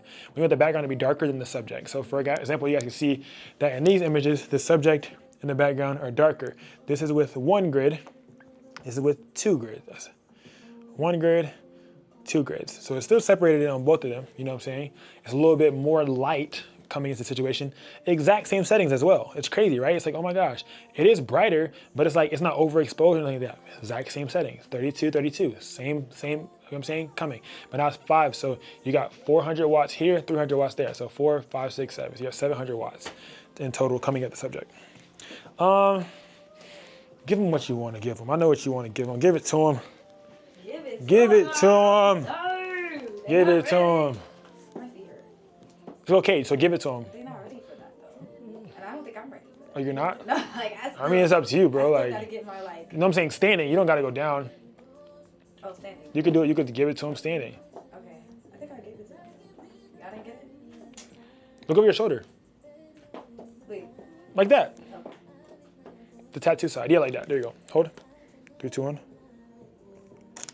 3, 2, 1. What's helping me right here, you guys, is the grid, because you guys can see if you guys If you guys could see this before pre-flash, her neck wrinkles look kind of crazy, right? But you can't see it. You can't see it in the final shot. Like you guys can see, like there's a neck wrinkle right there, insanity, right? But being that I have the shadows, I'm allowing there to be shadow there because I'm lighting up the other parts of her body, right? So that's okay. But you can't. It's less noticeable. It's less noticeable. Insane neck roll. Hey! All right, ready? On my neck. I got you. There you go. Hold it. 3, 2, 1. You gotta turn a little bit more, like that, right there. And yeah, like that. Hold it. Yep. 3, 2, 1. Yep. 3, 2, 1. 3, 2, 1. 3, 2, 1. And 1. Look back behind you. Like break your neck real quick. Yep.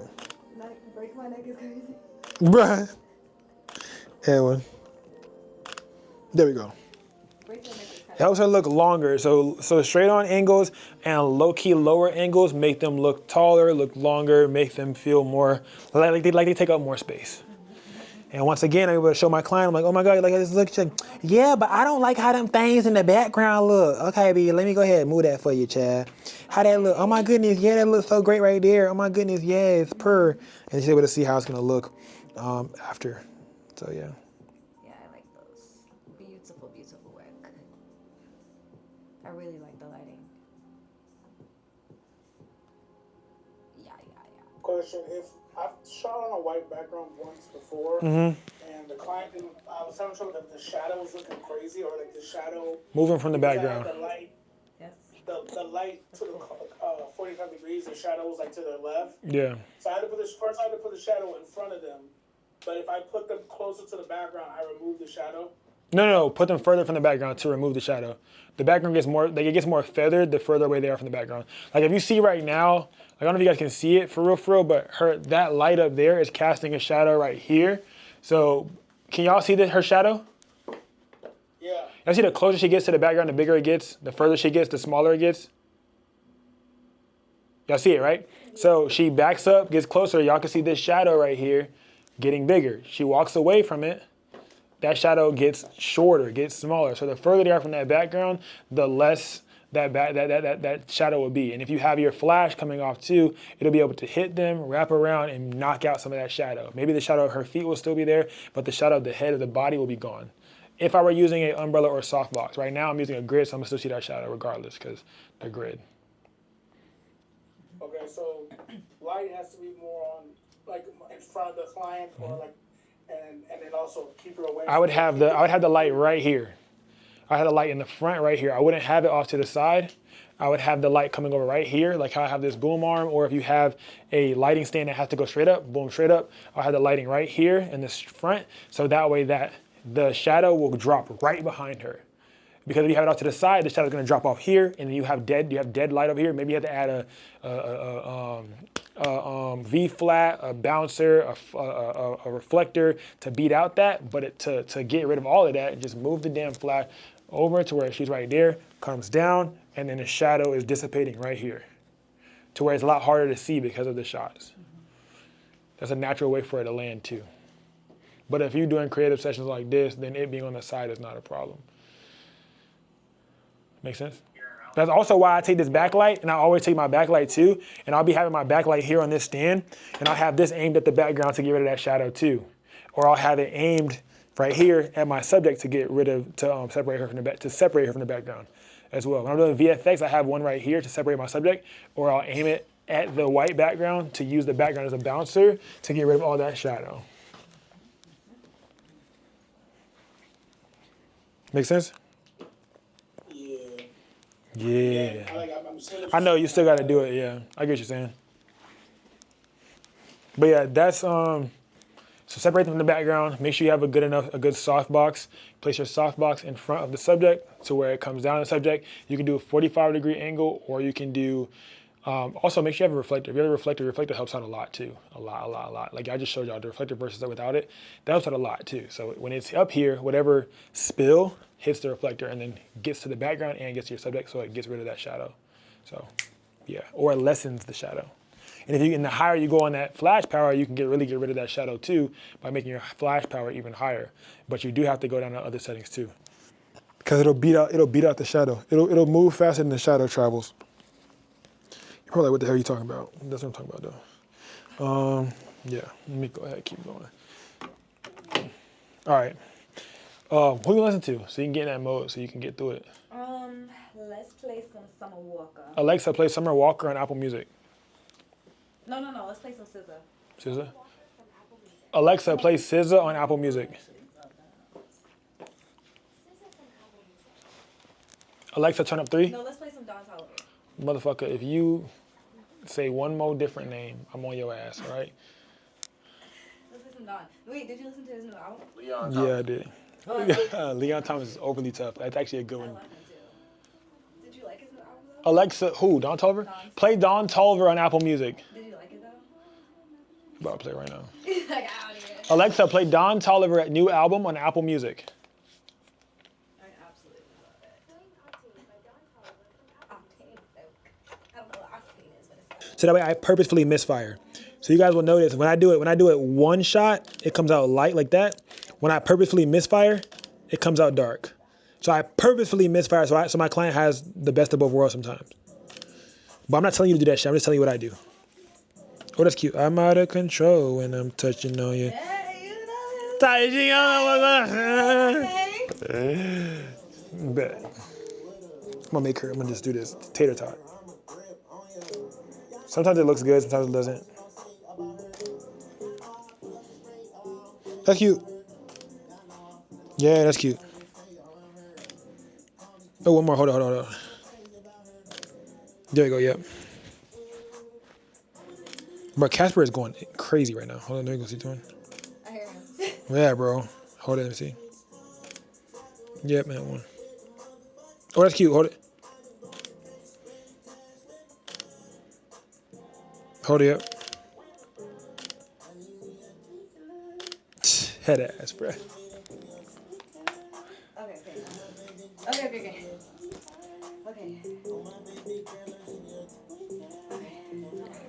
I think about what I want to do. Go ahead. You about to hold your thing? Yeah.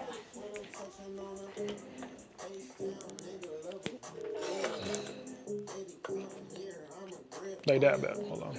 But I don't know what that looks like. So let me know what you're doing.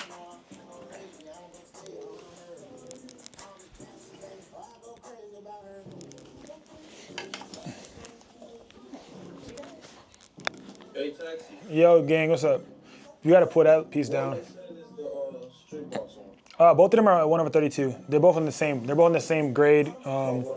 Yeah, they're both 1/32. 1/32, 1/32. I can see it. What's your F? The right lip out. What do you say? And what's the F stop? F is 4. F4. There you go. That's better. Hold it. 3, 2, 1. There we go. Hold it. 3, 2, 1. Hold it up. Here you go. 3, 2, 1. F4. Shutter is 250. ISO is 125. That's hard to do without holding it. Oh, but it looks so cute. It looks kind of cute. Yeah, hold it. Oh, that's really cute. Without cross the hands more. Yeah, that's tough. One more. And one. Oh, one more. Hold it.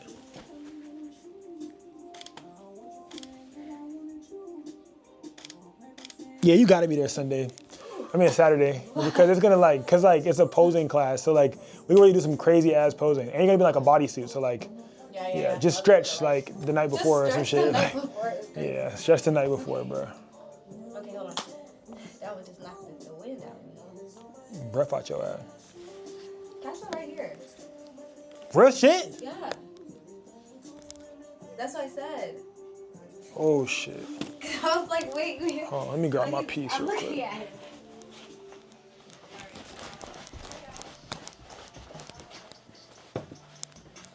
Alexa, stop.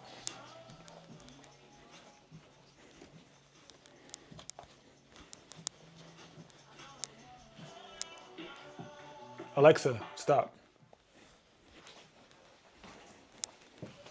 She talking to y'all, but I don't know what she's saying.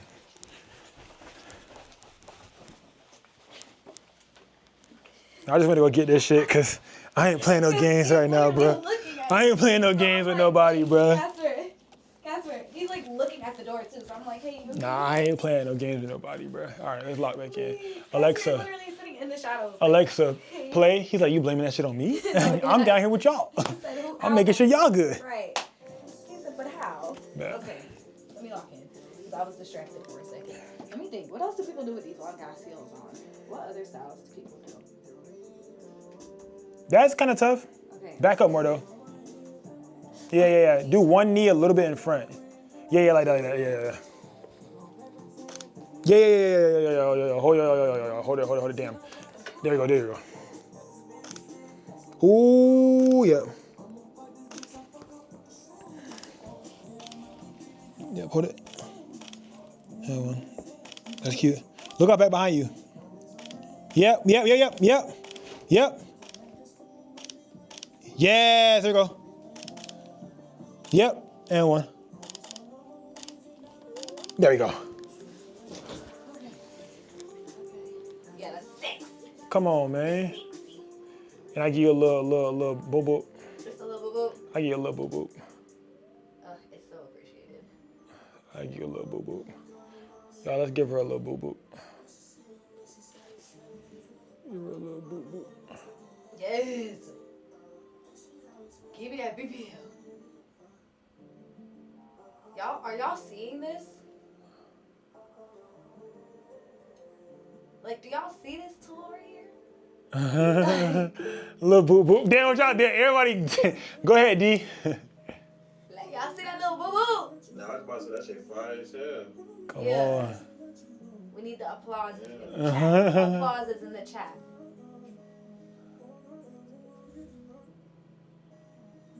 Y'all see that? Come on.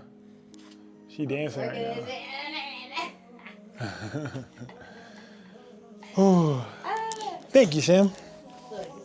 But I'm able to show my clients, like, in person, how's it gonna look.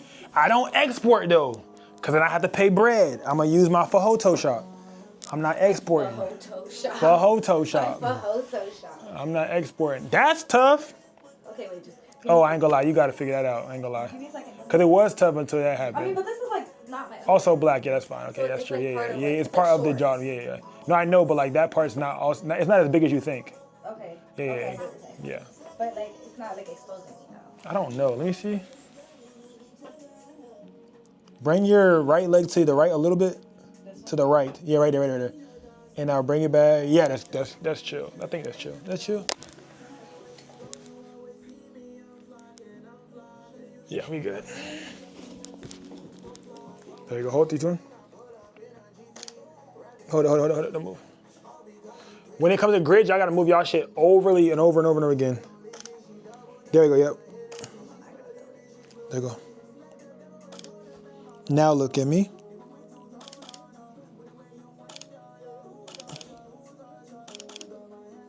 Yeah. Instead of being on top of your hair, go inside of it. Like maybe like you go in.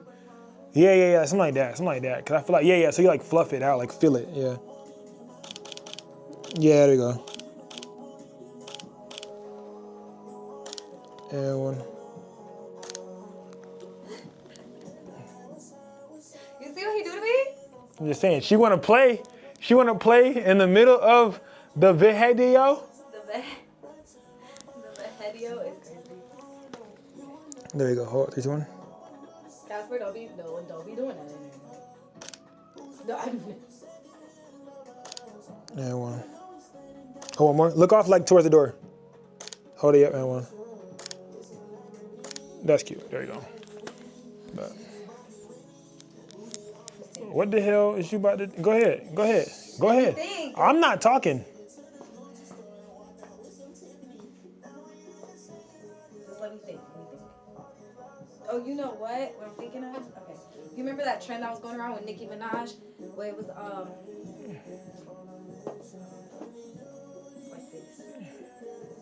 It's like this, I think. Can you hold it is the question. Hold on.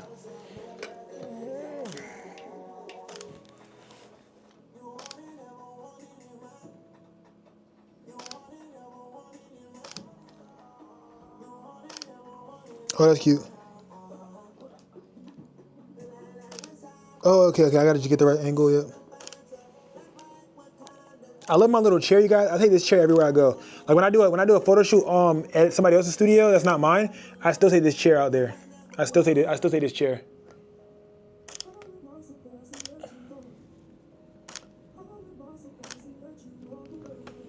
I'm still taking this chair there regardless. It makes it so much easier to do with kids too. All right, y'all, I'm about to end class though. I love y'all so much. I thank you guys so much for watching once again. Wednesday's gonna be like a Q&A. Have your questions ready if you wanted to do a one-on-one and you're okay with like asking them shit in person. Ask y'all questions. I know Kai has some questions that he wanted to ask too, so you could definitely save those, not save those, but write them down for next class. I love you guys. I'm gonna see y'all later and things of that nature. Hasta luego. Until next time. Taxi. Yeah. I'll get us some food, man. Boom, boom. What's YouTube talking about? What's up, YouTube? Somebody said, I need a DJ for next class. LOL. What's YouTube talking about? Let's see.